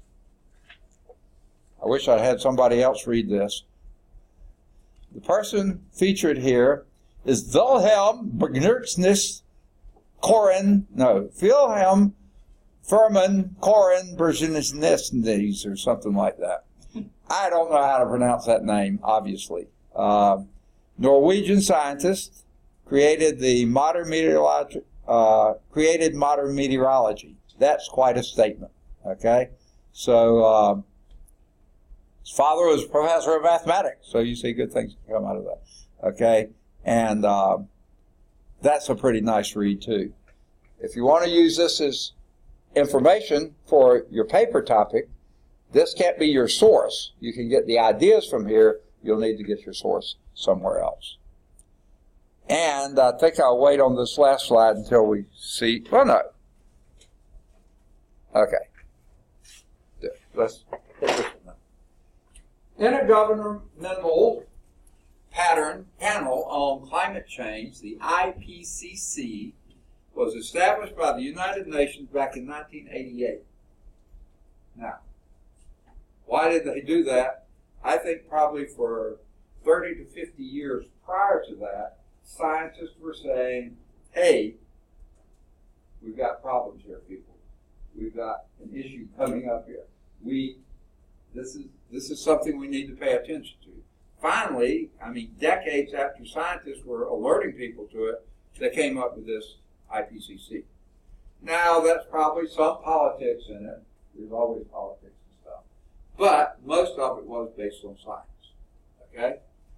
Now, despite research, these are the statements that sort of bug me about this guy. Despite research, data, and models, the predictions of experts vary. Of course they do. Read any scientific journal, and you're going to find differences in predictions of experts. Any journal, you know. What's the best regime for raising corn? Is it you pay more attention to the nitrogen input, to the lime input? Yep. Ask any expert you happen to see, you're going to get a variety of predictions, okay? Predictions of expert effect. You would expect that, okay?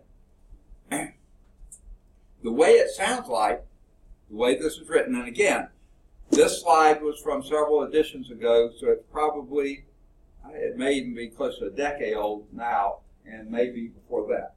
If you check around today with the scientists who know the most about it, not the politicians, the scientists, you'll find, I hope I'm not far off on this, something like 97% agree with the overall. Very few of the experts in the field question, sure, predictions still may vary, but it's just by degrees. It's not whether we have a problem or not. It's basically how serious the problem is. Okay. Now, if that wasn't bad enough, this one. Critical analysis of climate change should be completed before future policies about human-made carbon dioxide are implemented. Critical analysis of climate change should be completed. When are we going to complete the critical analysis of climate change? If it's changing constantly, which it is, when are we going to be complete with that? Well, when it finally blows up. I know it's not going to blow up, but it's going to be too late, I'll guarantee. If you wait till you've dotted all the I's and crossed all the T's and get everybody agreeing with the same thing, hang on to that. You know, it's never going to happen. There'll always be one person. No, I don't. That's just scientists are human too. Okay, if you did that, I'm afraid it's going to be too late. Okay, because I mean, frankly, it's scary how tenuous things seem to be right now. And as I heard someone say last Friday, the amount of carbon dioxide we have in the air now is going to take us, even if we stop emitting like we've been emitting right now, not just cut back, but stop, it's still going to take probably hundreds of years to clean out what we've been pumping in the last somewhat period, okay? And this is the graph. This is going back, basically, Industrial Revolution, starting about 1860 to present.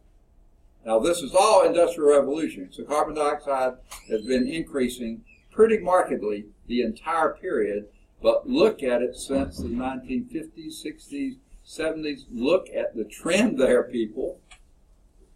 That is getting out of hand. Now, this is just carbon dioxide concentration. Now, if you see, they're really small.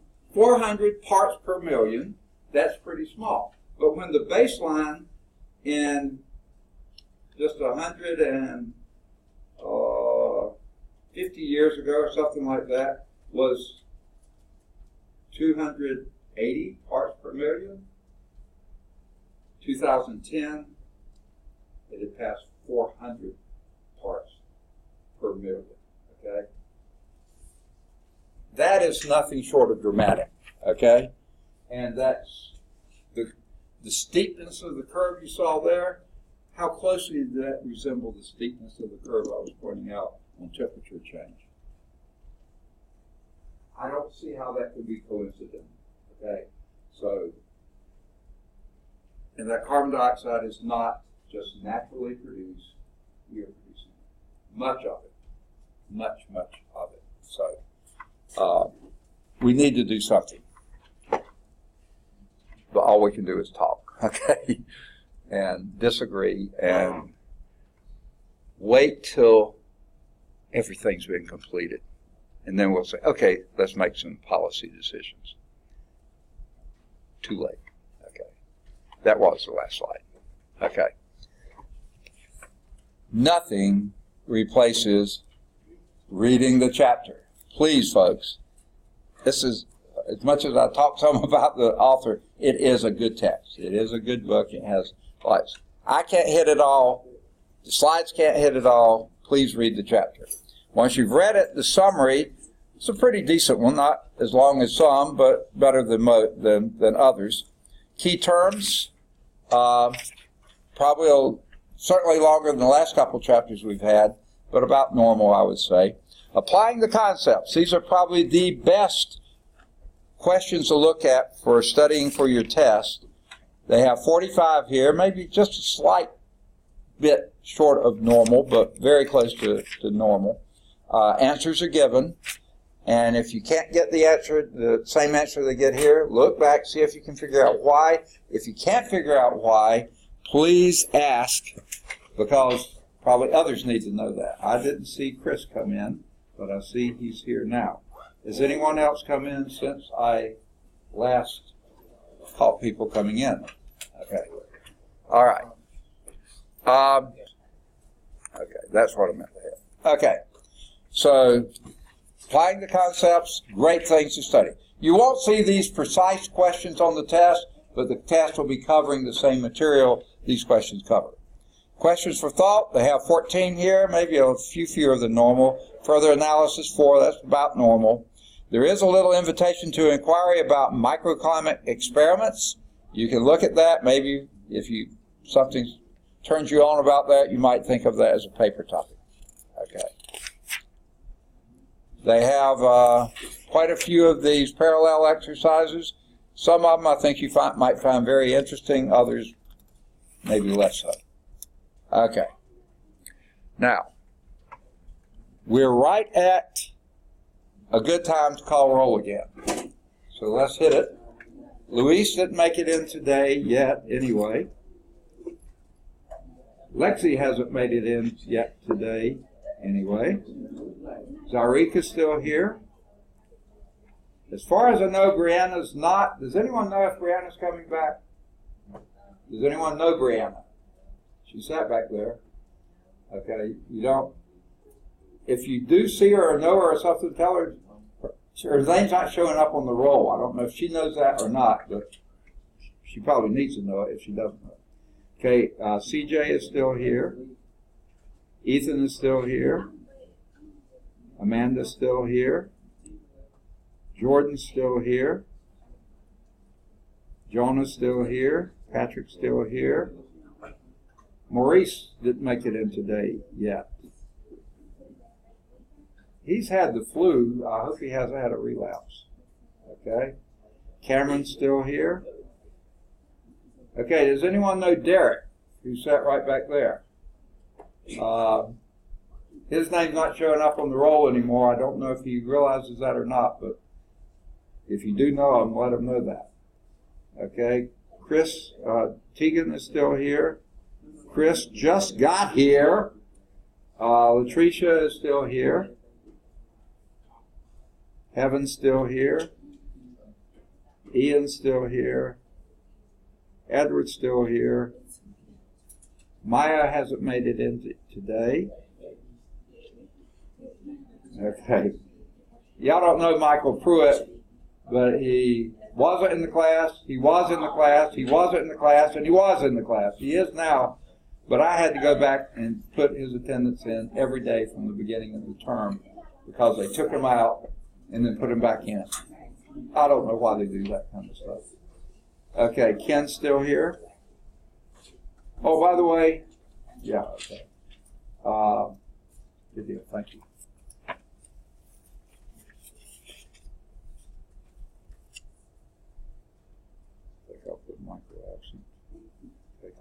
in now.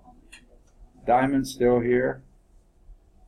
Tamaya has been in the hospital. I don't know what her condition is now. Ruben's still here. And Ryan, I guess, stuck around for this. Okay, good.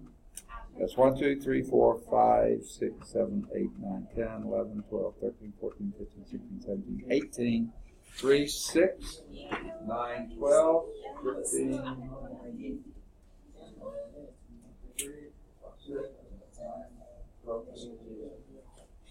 oh, yeah. All right. Any questions on chapter 23?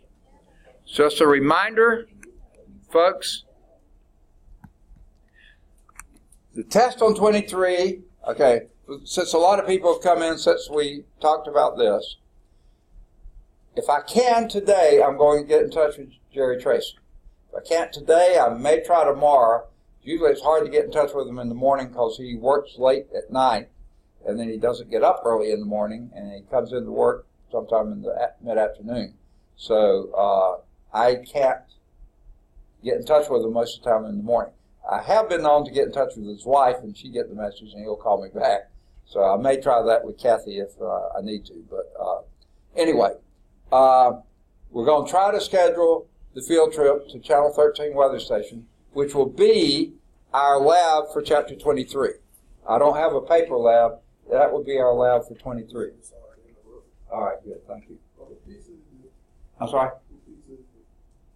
I don't know. Yeah. That's thanking the Scholars Bowl, right? Okay. Now, so if we can, we're going to schedule the field trip for Tuesday. For one day next week, Tuesday or Thursday. It'll be up to Mr. Jerry Tracy when he wants us to come. Now, if it is Tuesday, that means I'm going to be sending out a notice, an announcement about that, and an email. So check your announcements, check your emails to see if it's going to be Tuesday. If we have the field trip on Tuesday, can y'all get there yourselves, or do you need me to arrange a van? Most of the van, I think the maximum capacity is something like 15, so I can't get everyone in the van. Do we need a van? Does anyone need a ride to the field trip? I mean, let me know now. I don't know where Channel 13 is. What's that? I don't know where the building for Channel 13 is. You know where Vulcan Park is? No. Oh, y'all know where I Vulcan? don't know where it is. Oh, you don't? Okay.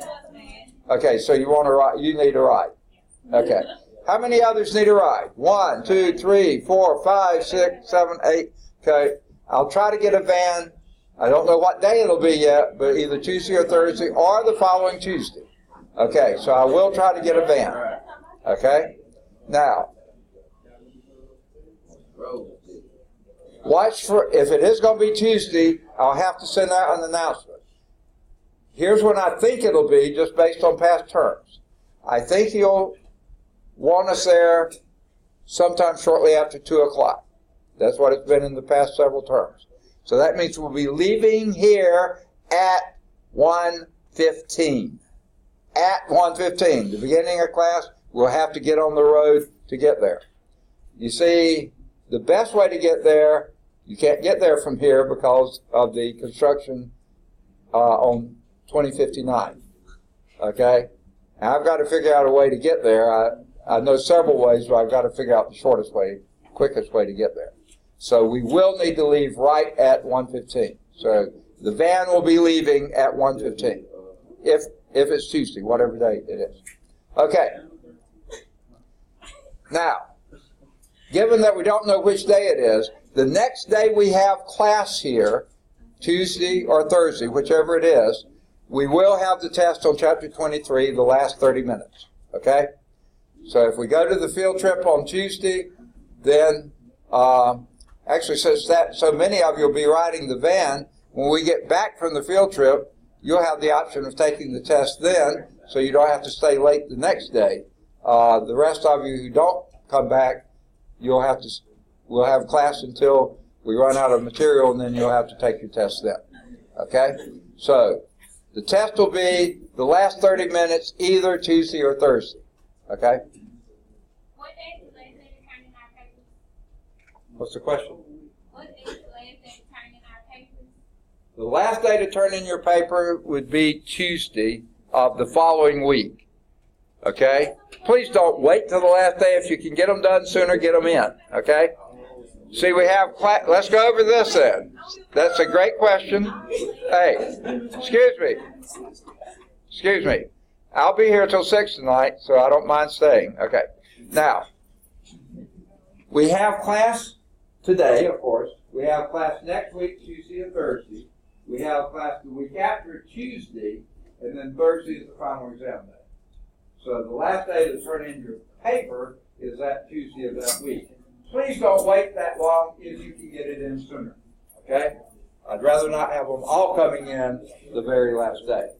I'll take them, but not. Now, to get your bonus point, the last remaining bonus point, you have to have it in either today, tomorrow, or Monday, the month of September. Tuesday, when we meet again, will be October. There are no bonus points once October gets here. So to get that last bonus point, today, tomorrow, or Monday. Okay. So let's get going in chapter 24. Are there any more questions about how we're going to wrap up? So we're going to start 24 today. Whatever day we have class again, Tuesday or Thursday, we'll finish 24. Okay? That then puts on the following Tuesday, unless the field trip gets pushed in, we'll do everything swap around days. The last day, we'll do the lab on 24, and then you'll have the test on 24. That's scheduled right now for the last Tuesday. Oh, and also that day, I'll be returning okay, listen up, people. Excuse me. The last day, the last Tuesday, I'll be returning every paper. Quizzes, tests, and labs. If you haven't turned them in by that Tuesday, if you haven't completed them by that Tuesday, they're zeros, okay? Because I'll return everything else then. And by the way, those people who came in late, I have your first test. I'll return them at the first of class, but anyone who came in after the first of class, pick up your test before you leave today. First test. It's the only thing that everybody's turned in so far. Please get the rest of the stuff in. Okay, so Tuesday will be returning all your work, then doing the lab for 24, then doing the test on 24. And that'll be it for Tuesday. This is the last week, okay? And that's when your last day to turn in your paper without losing points. Then on Thursday, we'll have pizza and the final exam. And that'll be it for Thursday. Okay, last day of class. Any questions? All right. And if you don't eat this pizza, you may see it again. No, I'm just kidding. Okay. Let's get going on chapter 24. Okay. If it'll come up, there it comes.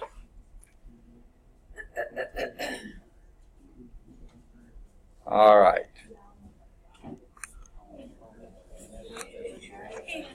All right. Pardon me? Test 4. Okay, can you wait and take it after class? I can take it We're going, tomorrow. huh? I was going to come up with it Tomorrow, yeah. I'll have it, yeah. Okay. Because we're going to finish class early today. There'll be plenty of time to take tests after that. Okay. Chapter 24, the last chapter in the book. Earth's waters. How many chapters have had cycles in them? Rock cycles, hydrologic cycles, various cycles, okay? Here's another. The hydrologic cycle is water evaporating from the ocean. We had this at the beginning of the last chapter, remember? Cloud formation. Evaporating from the ocean, transport by air masses, precipitation on the land, and then movement of the water back to the ocean. We had that very slide last chapter. Now, I wish I could find, I've seen it before somewhere, a really neat pictorial. If anyone could find this, bring it to class, okay? Showing, I think, a huge bucket of water, another pretty good sized container of water, and then a glass of water, and then maybe a few other things. And they represented the amount of water in the ocean, the amount of water in the frozen state, ice caps, glaciers, that kind of stuff, and then potable drinking water. That last bit is pretty small. Okay? So, 24.1, water on Earth. Okay? The most abundant chemical compound near the Earth's surface is water. I mean, think about it. Look at this picture of the world. What do you see? Water, okay? You see a little bit of Australia, maybe a little bit of North America and Asia, but that's about all. A few islands here and there, okay? Even turned over here and looking at that hemisphere. You see basically more water than you see land. Now, if you happen to look at this one, you still see an awful lot of water, okay? So it depends on your view, but water is the most abundant chemical compound anywhere near the Earth's surface, okay? Covers 70% of the surface. Covers 70% of the surface. 97% of that water is in the oceans. Only 3% is fresh water. Okay, only 3% is fresh water. Now, some of their fractions and their percentages here get a little weird, so let me try to piece them out for you. 2/3 of this fresh water, only 3% of this is fresh water. 2/3 of that 3% is in ice caps. That means 2% of the fresh water, 2% of the water is, and 2/3 of that which is fresh is in ice caps. Less than 1/3 of this 3%, which would be 1% of the total water on Earth, is available for drinking. And not just drinking, irrigation, and everything else we use water for. So, let's go back to the hydrologic cycle. Again, what we saw before, evaporation of water from the ocean. I think the same slide we saw before. No, sorry.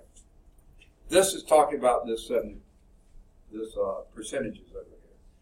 97, actually this shows 97.6% of water is ocean water, salty water. That would be the big tank I was talking about. Okay? Then the fresh water is only, that said 3%, this says 2.4%. Okay? It doesn't round to 3. Okay? Now, of this little bitty sliver of fresh water, that said 2/3 in ice cap, this says more than 3/4 in ice cap. Why the discrepancy here, I don't know. This is the same edition of the book, so now, of that remaining almost 1/5, a little bit more than 1/5 of the water is in sediments underground. Okay? In your rivers, streams, and lakes, freshwater lakes, less than 1%. Okay? That's all the lakes that we see, all the rivers, everything else, less than 1%. Okay? Now this is of the fresh water. Most of it's underground, of the fresh water that's not locked up in the ice caps. Now, sure enough, this percentage is decreasing now. So maybe this is more current than that, because that's just 2/3. This says almost 4/5. Okay, so it's pretty incredible how little water and yet how necessary it is for life. All right, here's that same picture we saw in the last chapter, the hydrologic cycle. Okay, water evaporates from evaporation of water from the ocean. It coalesces in the clouds. The clouds get blown over land. When it blows over land, especially if it cools, then it comes out as precipitation, falls back to Earth, and then ultimately, now it may take a while, but ultimately it gets back to the ocean. And the last slide said there are many short circuits, and we talked about that before. And one of those is some of the water actually falls back into the ocean. I was in the Navy, and there were many days we had pretty heavy rainfall at sea. That never made it out of the ocean cycle, okay? But other water, actually on land, especially if it winds up in a lake and then evaporates back, it can be a short cycle this way. But really what we want to happen, or I want to happen, is this precipitation. I want most of that to penetrate the soil, not to run off the soil, penetrate and go back into groundwater. Why that? Because that is our biggest source of available fresh water and sediments underground, in the groundwater. Okay? So that's my preference. Soak into the soil. So, frankly, whatever I do, I'm trying to make conditions where you have less runoff and more infiltration. All right. So let's look at just that freshwater part. Precipitation is basically our only freshwater source. That comes out of the clouds. It left the ocean, which was salty, but only the water evaporates, not the salt, only the water. So that's our freshwater source, okay? The basic freshwater source. 2/3 returns to the atmosphere. 2/3 of that precipitation. And it's sort of sad, too. I think I mentioned my, perhaps sounded like I have a little bit of disdain for irrigation. Where was I?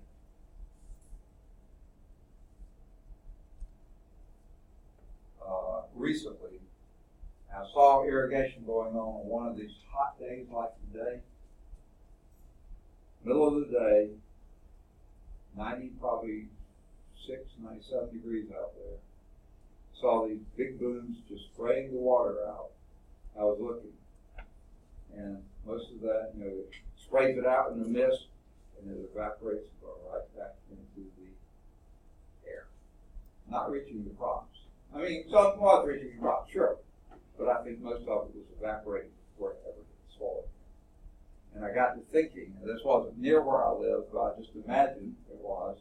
There goes the water table that over in Georgia where I grew up on the farm, the house that we have there, the well is about 2.5 times deeper than any well my father had drilled when they built the houses and stuff there, because the water table has been sucked down.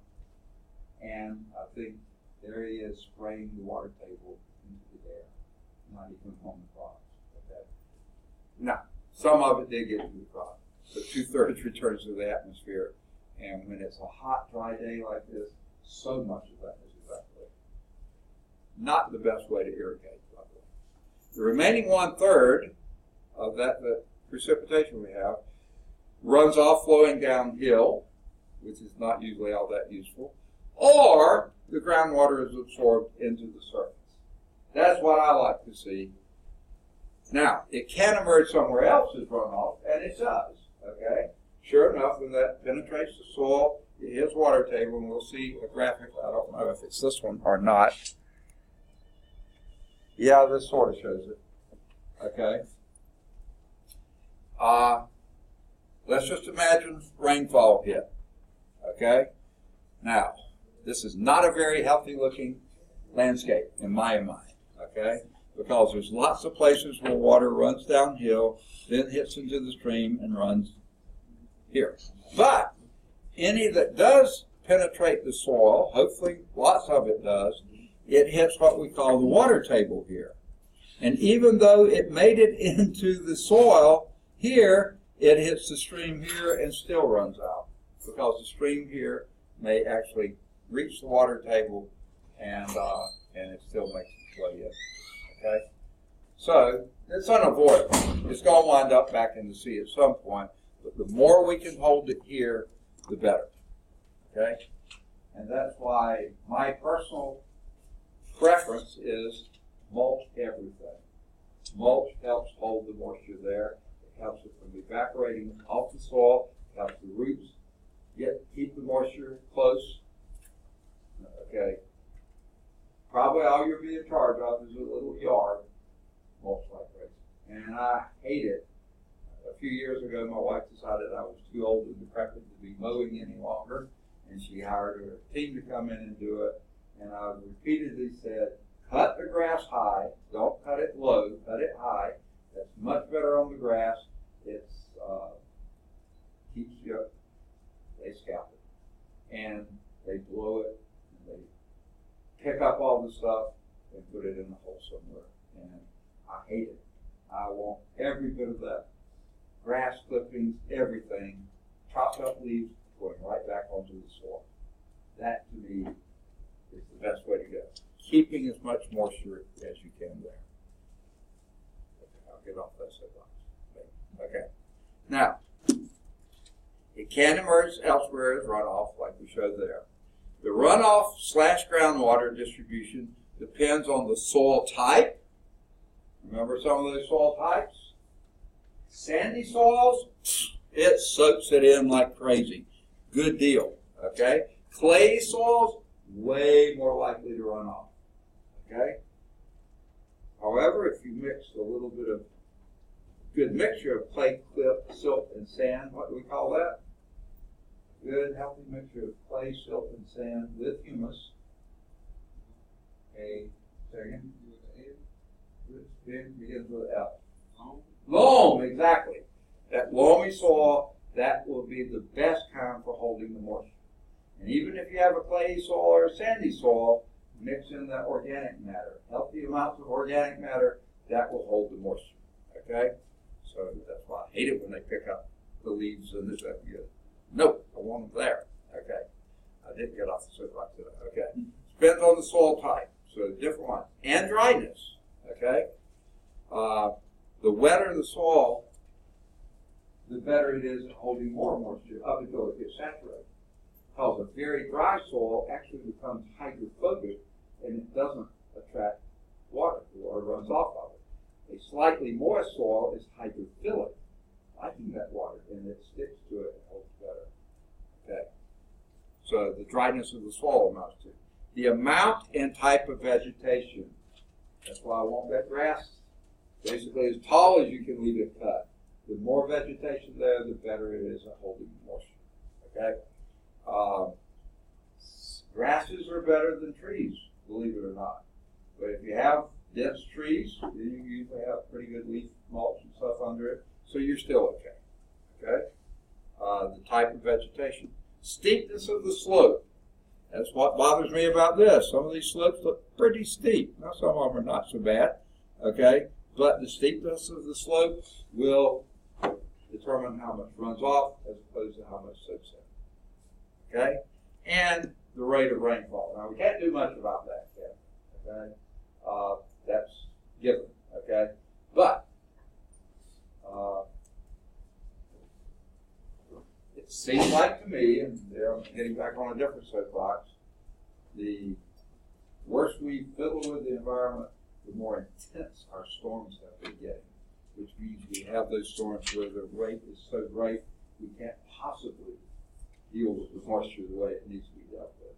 So everything we can do to make things better. Yeah, it's a long shot to change that much, but do what we can. All right. Now remember, part of that fresh water is surface water. They didn't really say it here, did they? Yeah, groundwater absorbed in the surface. That's surface water, I think. Collectively, okay, no, this is not just soaks in. This is collectively the water in the streams, in the ponds, in the lakes, in the reservoirs. Okay? Now, here comes a term. It's a pretty important term. It's called a watershed. That's the land area drained by a stream or series of streams. Let's go back a slide. Okay? This is all the watershed that stream is draining. It looks like there's probably a lot more back there and could be more up here, but all this land area here is a watershed for that one stream. Or if you had a series of streams, everything feeding into that would be its watershed. So it's not a shed where you store water. It's the land area drained by a stream or streams. Two adjacent watersheds are separated by a landform called a divide.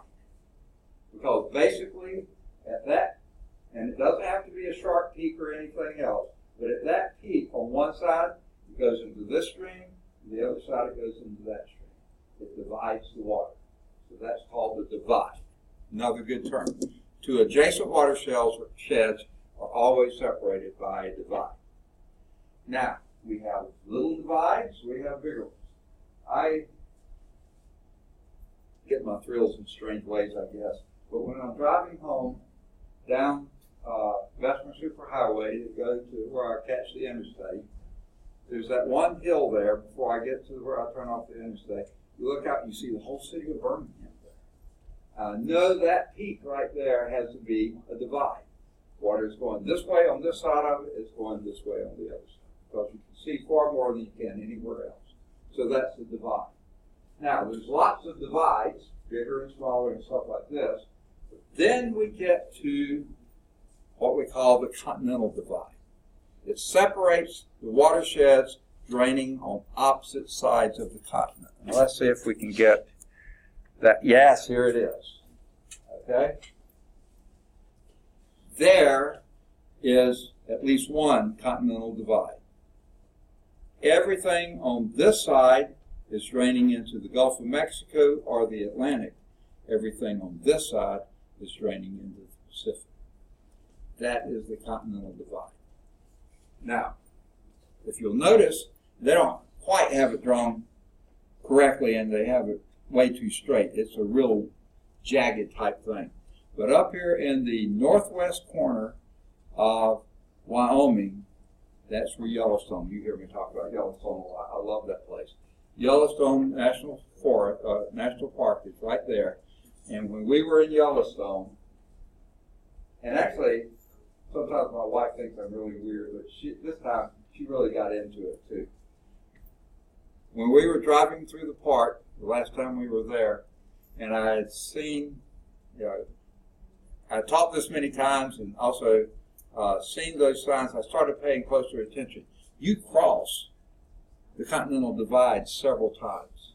You'll be here and then you'll see it again and again and again, depending on what roads you're taking there. Some of them are parallel to each other, so yeah. So what I would do, I'd say, okay, now look at that water. That's going to wind up in the Atlantic. And then we're over here. Oh, that's going to go to the Pacific. I bet you this goes to the Snake River. This is going to the, and it's amazing. Right there in Yellowstone Park, half the water, or not half, part of the water is going to the Pacific, part of it is going to the Atlantic. Narrow the twain to new, okay? Right there. And you're on the divide knowing stuff on this side. And it was really amazing because some of the rivers we see flowing north. Some of them, wow, look at that. And that's the one that, doesn't take much to keep. Okay. Now, this also shows some really big watersheds, okay?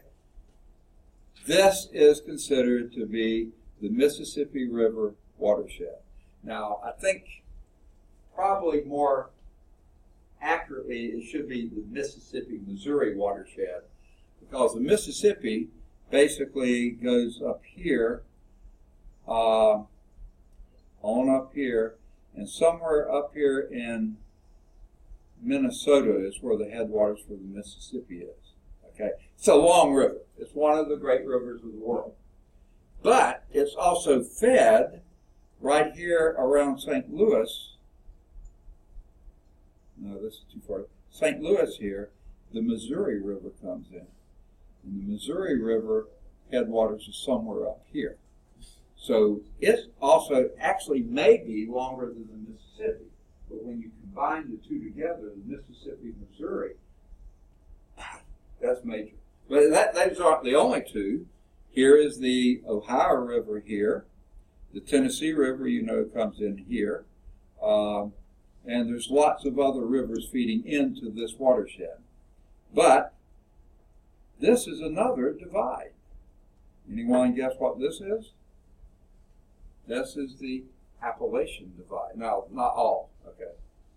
You'd have to go, it would come somewhere here. This is just the boundary of the Mississippi River. But most of this, on this side it flows into the Atlantic, on this part it flows into the Gulf.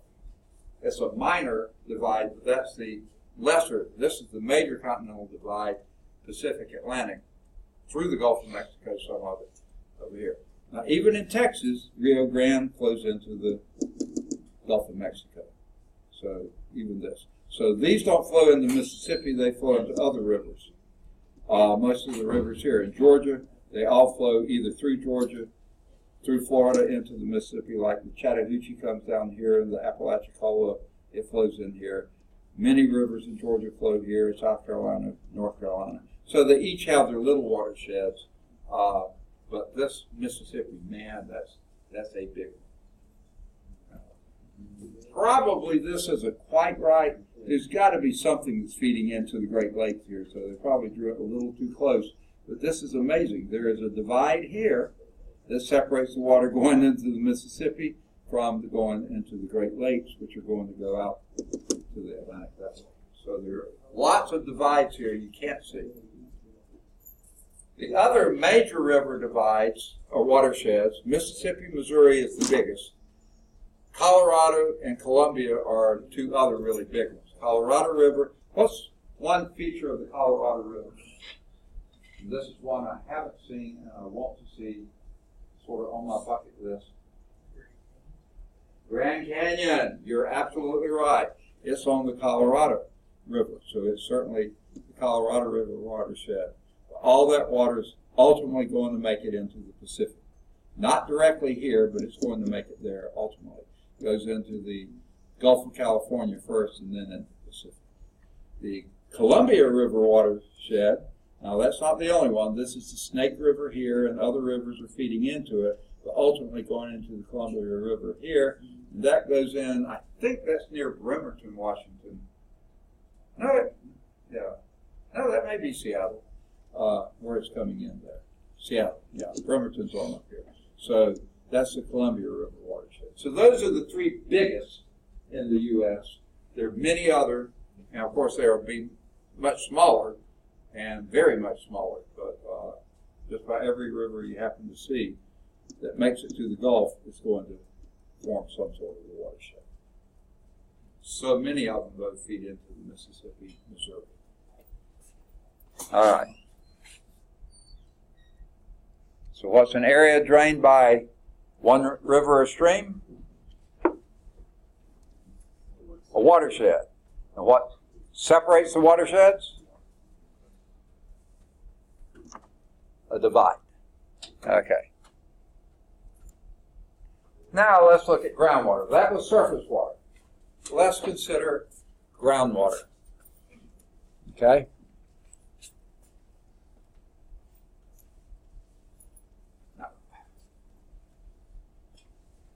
This sort of bugs me a little bit. I want to just go back a little bit.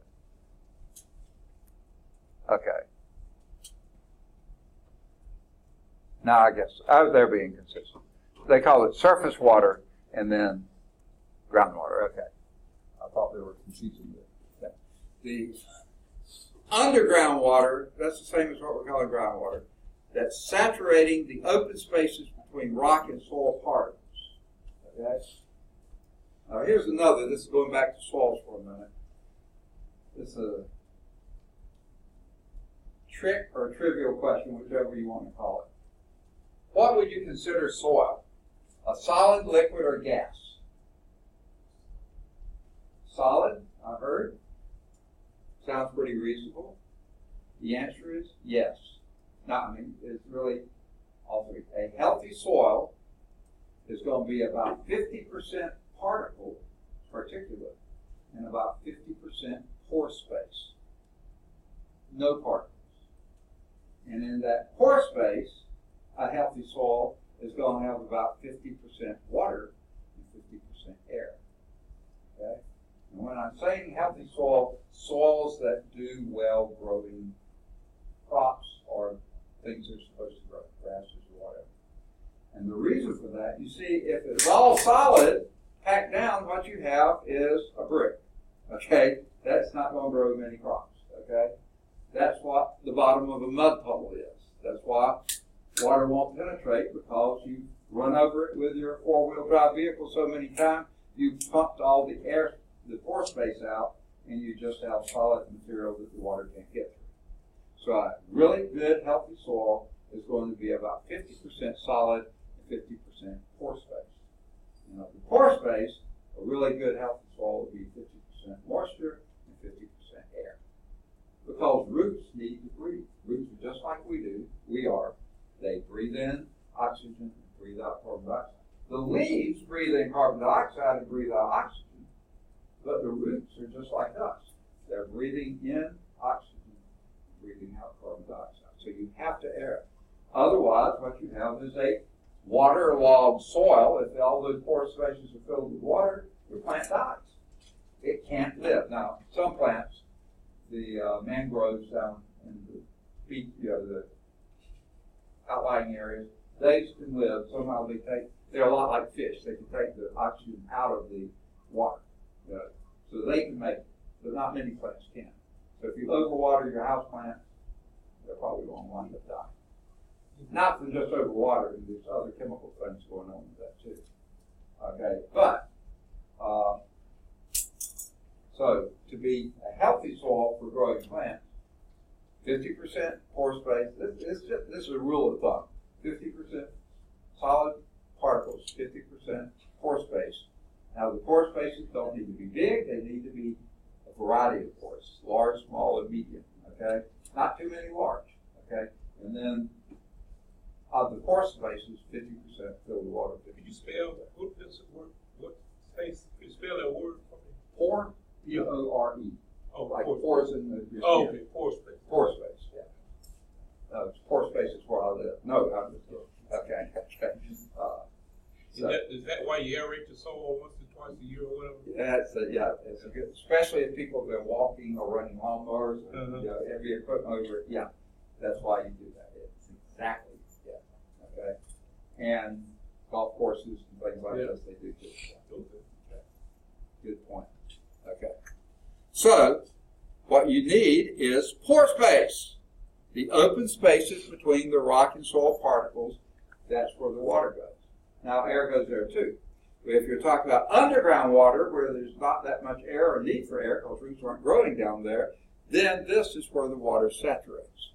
And that's what, it percolates downward from the surface, and when it reaches the place where it's now saturating all those open spaces, that then is what we call the water table. It's 25 times larger supply than your surface fresh water. We saw that on the graph earlier. This wedge was the pore space. That bitty thing there was the surface fresh water. Okay. 25 times larger supply than the surface fresh water. They say often within 100 meters of the surface. Now, you think about 100 meters, that's a football field with one end zone attached down. And that's a pretty long way down there. So that's where your water table typically is, that saturated zone.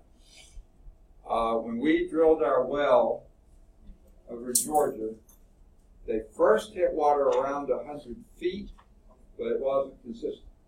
So they kept going and got down around 200 feet. They thought they had it then, and the well driller said, we have to let it run overnight to see if it will keep running. He was pumping all night, and sometime overnight quit. So they had to come back in and go down another 100 feet or so. So they were probably within that 100 meters. That would be about 320, 30 feet, something like that. Would be 100 meters. So I think they were able to reach it by then. Okay. My dad, I remember the first well, they hit it 100 feet, and it was good supply of water. Okay. Now, that's the groundwater. Now, the groundwater flow, it really goes through sand and gravel. Lots of open pore spaces, large pore spaces.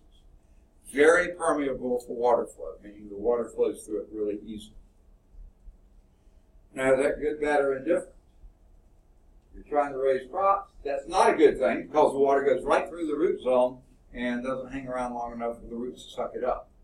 Not a good idea for them. But if you're trying to get water into the soil, good thing. Permeable to water. The clay. Now here's one place I disagree with. Okay? I understand what they're saying, but they're not quite saying it properly. They say low porosity. It can be. If you run over the clay with your trucks and push out all the porosity, yeah. But a normal clay actually can be more porous than sand and gravel. The problem with it is the pore size, like the clay particles, remember, are incredibly tiny. The pore sizes are incredibly tiny. But you have enough of the incredibly tiny pore size, and you can have decent porosity, but what you have is such small pores. Think of it this way.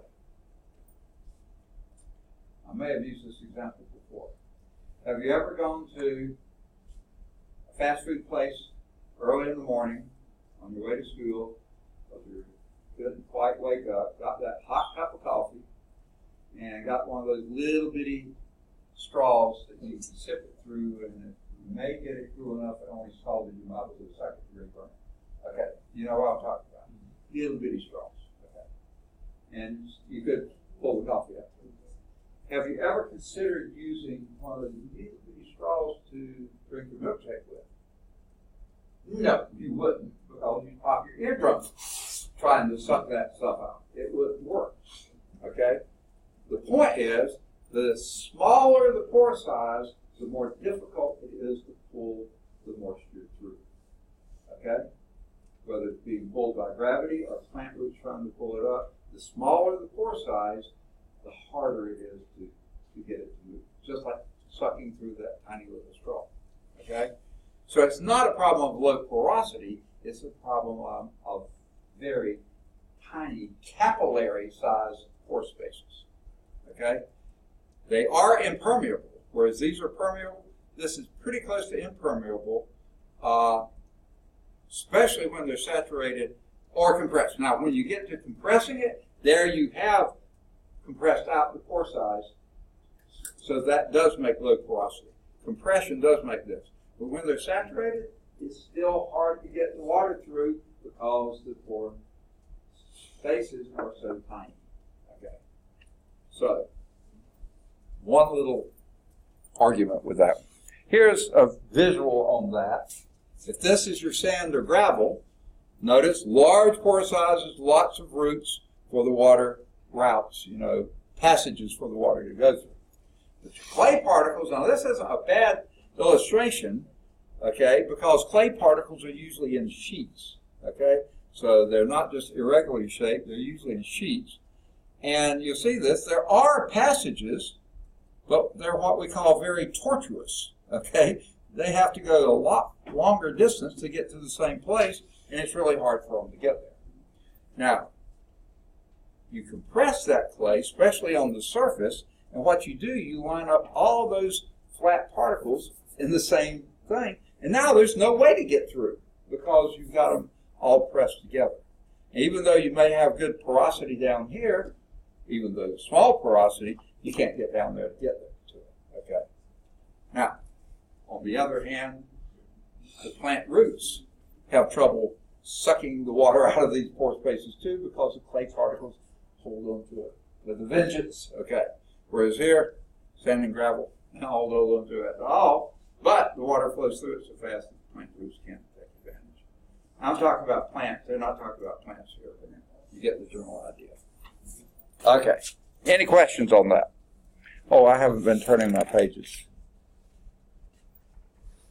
All right. Before we move on, in fact, we've already passed this.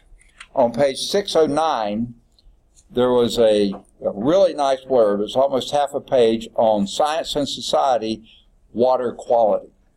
Now, that's not something that we really are paying probably quite enough attention to. Okay? Even though we have maybe a fair amount of water available, the water quality is probably going down pretty fast. And the reason for that, sound like I'm anti-industrialist, and maybe in some ways I am, but you see so many companies, cities, municipalities, industries and stuff like this hog as much water as they can and then dump it right back in outflow. And most of the time it's gotten polluted in the way. So water quality is a pretty big issue. So I'll let you read the blurb there and think about it. Okay. Into groundwater. All right. Yeah, we're somewhere on page 612 now. How are we doing on time? Okay. Let's go a little bit longer. Now, groundwater deposits. What you have, the water infiltrates the upper part of the soil. Okay? The upper part of the soil, the topsoil you might call it, you want about 50% water, 50% air, like I said. You don't want saturated water there. You want it to keep traveling to some extent. Hold up there a little bit, but travel. But at some point, you reach the place where the collected groundwater is above an impermeable layer. Now, that impermeable layer may be a rock, okay? Bedrock, limestone, granite, something down there won't let the water flow through, okay? Not going to travel much further than that. But sometimes that could be a layer of compressed stuff, okay? Now, again, grew up on a farm, so agriculture sticks in my mind. Does anyone remember Newton's third law of motion? For every action, there's an equal and opposite reaction. So I want you to picture this. I'm plowing the field. I have a plow that I'm turning up that soil, aerating it. Good stuff, right? Good thing for it, right? Well, for all of the energy that is lifting that soil, pushing it up, weight is pushing down on that. So right below that plow, it's getting compressed. It's turning this over and giving it plenty of thing, but it's compressing that right below the plow. So what you wind up with is what we call a plow pan. Okay? In this part, you got good water flow. It gets that, and there's your impermeable layer right there. Barely out of the root zone, maybe not out of the root zone.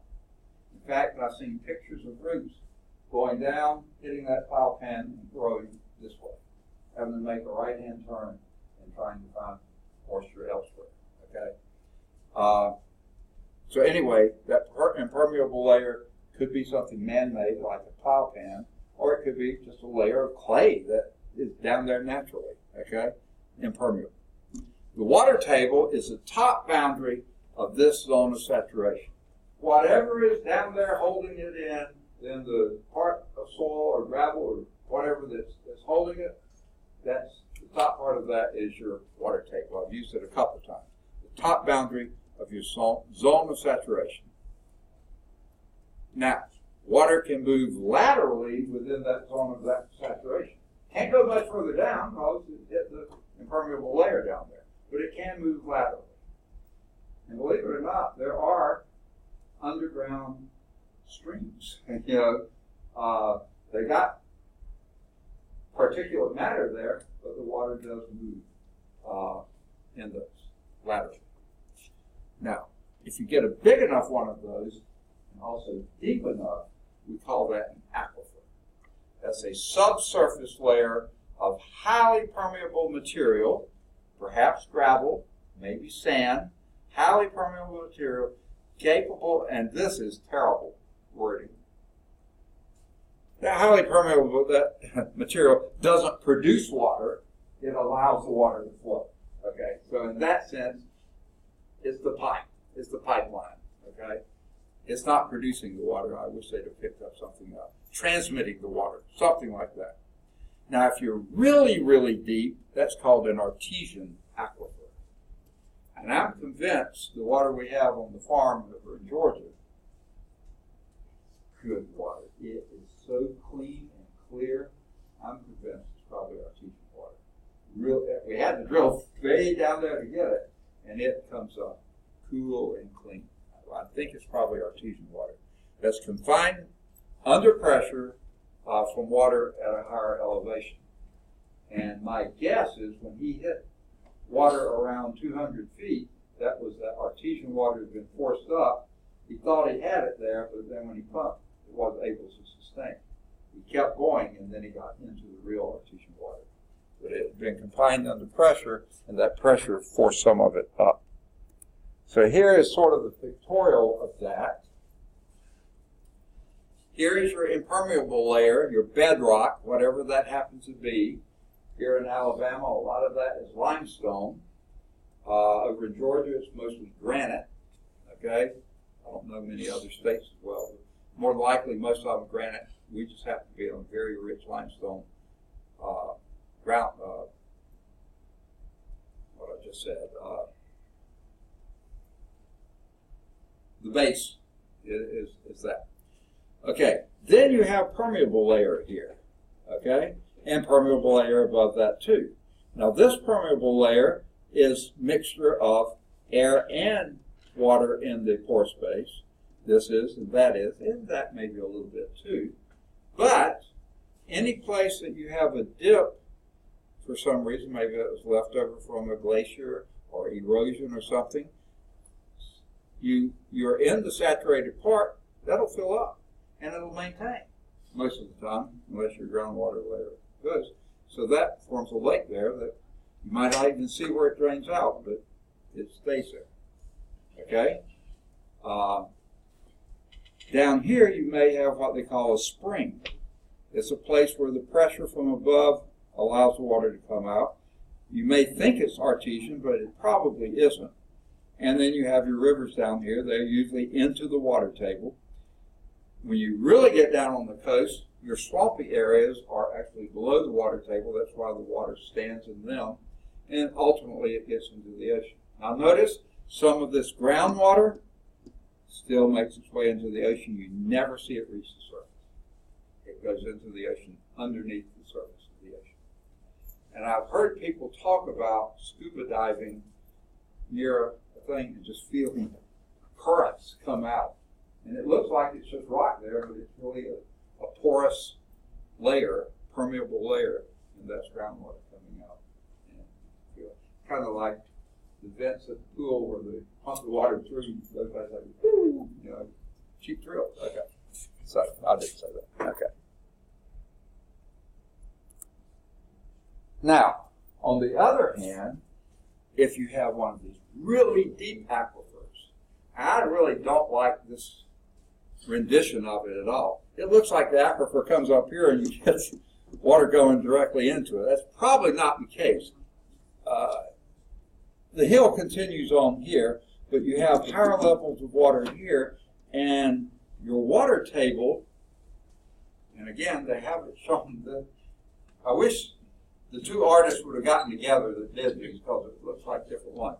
This is your zone of saturation here. Here's your water table. This should all be about the same color, but you have this artesian aquifer here that came from somewhere else, but it's really deep. And if you drill a well in here, that artesian water comes right up to the surface. That's that 200 feet right there where he hit water the first time, but it didn't sustain. Then he went on down and got into that. It's not quite the same dimensions here, and now we've had good water. But if you get on down here, so you're actually, this is bizarre, they show this below the water table, that's the pressure surface they call it. The water table here, okay, I'm sorry. Water table here, and it goes down here. This is your pressure surface. I'm sorry, I misread this. And that means that the aquifer will pump up to that line. And here you actually get artesian, what they call a flowing well, artesian water. And there's a place real close to where we live, less than a mile from where we built our house on the farm, that there was artesian spring there. There had been upstream from that an old mill. It's called Storage Mill. That's who owned it. They used to grind wheat, flour and cornmeal and stuff like that there. That's long since gone. But below that was artesian spring. Now, one year during Vietnam, I was in high school, probably about 10th grade or so. the farmer that was catty corner from our farm, I guess was approached. He had cattle on a hill, and it was really a rolling hill, and it was his cow pasture, and he was sort of getting out of the cow business. The prices weren't good and stuff, and the Army came and said, "Can we lease your field?" He said, "Sure thing." You know, got rid of the rest of his cows and cattle, I guess I should say, and they made it into a landing strip, because in Vietnam they were having to go in any kind of terrain and develop landing fields so they could land and take off the supply for planes and stuff like that. This is the Army, not the Air Force. And boy, first night when they had the flight pad right over our house, and they were doing night ops, night landing, getting qualified for that, was not pleasant. Okay. But then the funny thing is, after the first night, I never heard them again. They kept doing it, but I learned to sleep like it. I'm a pretty solid sleep. But anyway, they had to bring tanks of water out there for the soldiers to drink and shower and stuff like this. And they found out just down the road, less than a mile away, I had a mile away, was this artesian well. Now that was owned by somebody else. They found out about this, they went down and said, "Can we rent this?" And he said, "Sure." Now why would they want the artesian water? Well, they would have to haul it out there. Number two, that is really deep water. That means it's almost constant temperature. That constant temperature is usually right around 70 degrees. So just think in the summertime what that felt like to shower under. Maybe a little too cold. Then think what it felt like in the wintertime. That felt pretty good, because year round, that was right at 70 degrees. Okay. Artesian water is like that. And there was a flowing artesian well right there, pretty close to where we live. And that's what I'm hoping we've tapped into, if it's still there. I don't even know if it's still there. I don't know who owns that property now. But anyway, that's different kinds of groundwater deposits. This is the just regular old groundwater. This is really deep, high pressure artesian water. Yes? If I buy mineral water, what type of water is that? You know, it has a little funny taste. What's the difference between that and the average bottle, regular bottled water? What are they getting it from? You know? You want my cynical answer, or you? I don't. Okay. Let me back off. I said I may get around to answering your question, or I may not. Okay. It depends on where it was. Remember, I said Alabama. The bedrock for Alabama is mostly limestone. Okay. Yeah. Therefore, most of the wells you're going to have here have been through limestone. Now, limestone, compared to granite, is a lot more porous than granite. It's not super porous. It still would form bedrock and an almost impermeable layer, but it is more permeable than, say, granite. Okay? And limestone, if you have water that's filtered through limestone, that is sweet tasting water. So that is one type of mineral. Calcium carbonate, most limestone. Other mineral water, it may have been at wells that had collections of other minerals. Now, it's hard to say what kind, but like I say, it could have a little bit of a strange taste to it. And that's because of whatever mineral it was. Oh, okay. Yeah, over in Georgia, fairly close to Columbus, Georgia, there's a place called Warm Springs. What is that sort of famous for? Okay. A person made it fairly famous. Was it a Braves baseball player? No, before that. A president with polio. Franklin Delano Roosevelt. That was his after he contracted polio, that was one of his favorite places to go, because it had probably mineral waters. Warm water will dissolve more minerals than others, but it was Warm Springs, Georgia is the name of the place. and that's what it's called. Now, I mentioned that we've been up in Canada before. Banff is a place on the Trans-Canadian Railroad Banff Springs. Up where? Way up there where it's really cool, warm water, springing out of the ground. The springs are there. And people go and bathe in that and do things. They claim it's good for all sorts of stuff.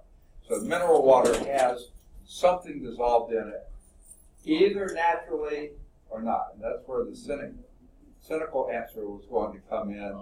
I was going to say it's tap water that they may have mixed a few salts in. Now,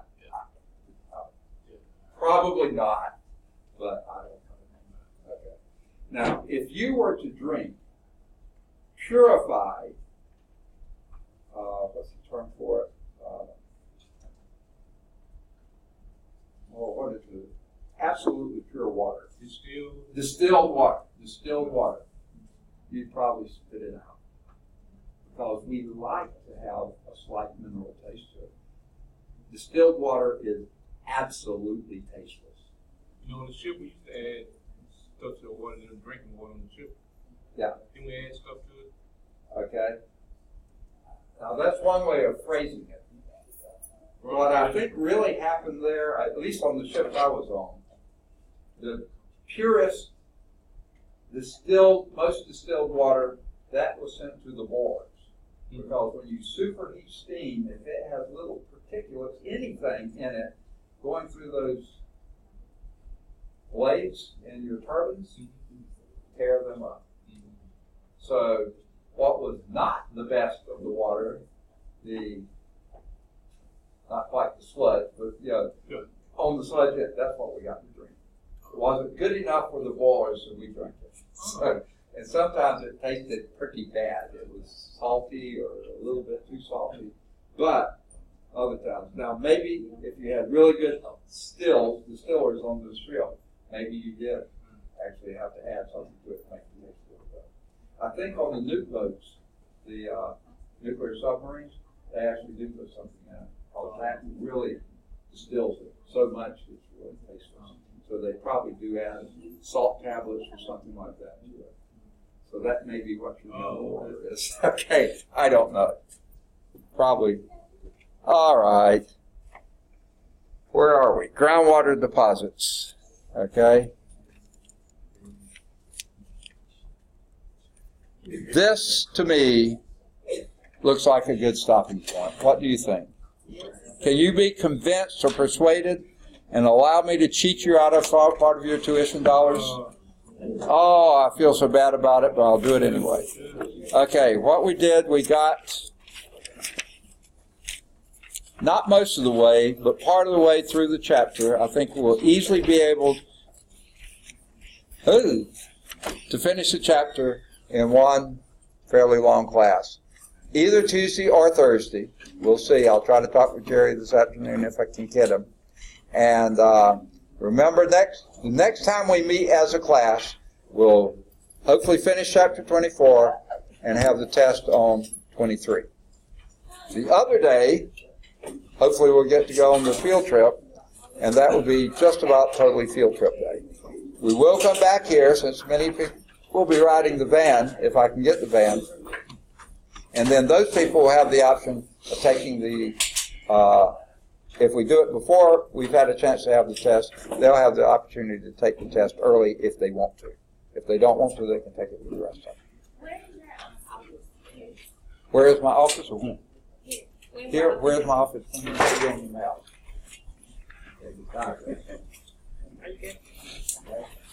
go out this door here. Well,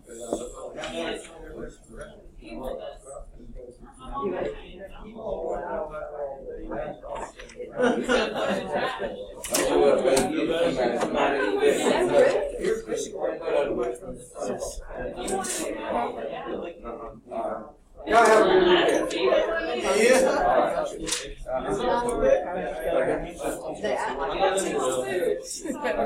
It's terrible. Don't put it in the same trash. Okay, say it again. I think it's the last one we had. The last one, yeah, okay. It was test 7, chapter 20. Today's Thursday, right? Say again? Check the rig to see how many Okay. Let me see. Yeah, I'm gonna do it. Here you are. Okay, I've got your first your first lab, your first test. Oh, I can give you your first test back. Second lab, second test. Haven't gotten your moon lab unless you turned it in today. Okay, you still got that. Got your third test. Fourth lab, fourth test. Fifth lab, I don't have. That's the one with questions. You may have turned in the first part, but you haven't turned in the questions. Okay. Then the fifth test, the sixth lab, I got. The sixth test, that was a take-home. You turned that in. And then the seventh lab, I've got. The seventh test, I may not have. I haven't got those graded. That was the last one. So I've just been recording all that, by the way. If you don't mind. They may not know who you are. All right, there's test 7. I know you don't want the key. All right. Anyway, so we'll be doing it today. And let me give you test 1. I feel we can. Okay. Luis is not here. Yeah. Lexi's not here. I'll work on it and send it to you. Brianna's not here. Ethan left without his test. Maurice wasn't here. Derek, I don't think he's in class any longer. Keegan left without her test. Here's Chris. I'll give him this. Oh my goodness. Hey, Mr. Fowler, you didn't realize that they were some acquisition courses for us. Oh, really? Yeah. You mentioned latent heat superheating. Yes. And subcooling. Now, Uh-huh. I know we talk about superheat. Superheat is the heat that it's gained after it's changed, like refrigerators change states. Yeah. Is that superheat? No, Yeah. you mentioned those terms. Yeah. Superheated. Are you talking about steam there or just? Just refrigerator. Okay. What that means, probably, this is my guess on that. As you increase pressure, you can increase the temperature. So my guess that is when the coolant is under pressure, you can actually get it hotter than it would be if it wasn't under pressure. I'm guessing that's what that means. Okay. Because we got the boil flaw in Charles. Yeah, right. Yes. Of course, yeah. Now, latent heat, you mentioned that too. Latent heat is hidden heat. Yeah. That's the heat that required to evaporate the water or the coolant or to condense the coolant. Okay. It absorbs it when you evaporate it. It releases it when you Okay. condense it. Okay. So that's what air conditioning does. Right. You're heating the coolant, Mm-hmm. and then when you evaporate the coolant, Mm-hmm. that's taking lots of energy to evaporate it. And then when you put it through, you call it the condenser. Mm-hmm. Okay, put it through that, it condenses. That's why they call it condenser. Yeah. And then it's sucking up the heat to Mhm. absorb it. And that's what that's Yeah. doing. And subcooling, you use that term sub or anything? Yeah, that just means below. I'm trying I'm to just figure what trying that to figure it in the physical science sense. Right. What they actually tell it, because we don't learn all that in school, but you use the term superheat and subcooling, we measure it, but Right. what's actually happening, I guess. Is what I'm Yeah. asking.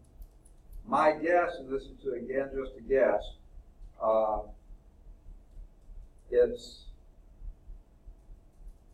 I guess it's after it condenses and then whatever higher or lower it goes, it's called. I guess subcooling. I guess that's. yeah, it's just any cooling below that level. See, it will drop it to a certain temperature as it condenses. Mhm. Then any additional cooling past that, I would guess. Yes, would be it's subcooling. subcooling, yeah. Now that's a really, that's a WAG. I don't know if you knew what WAGs were. Wow, and something, yes.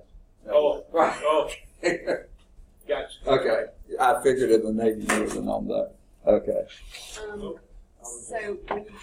when you dig wells, you know how the water tastes like sulfur? Yeah. Oh,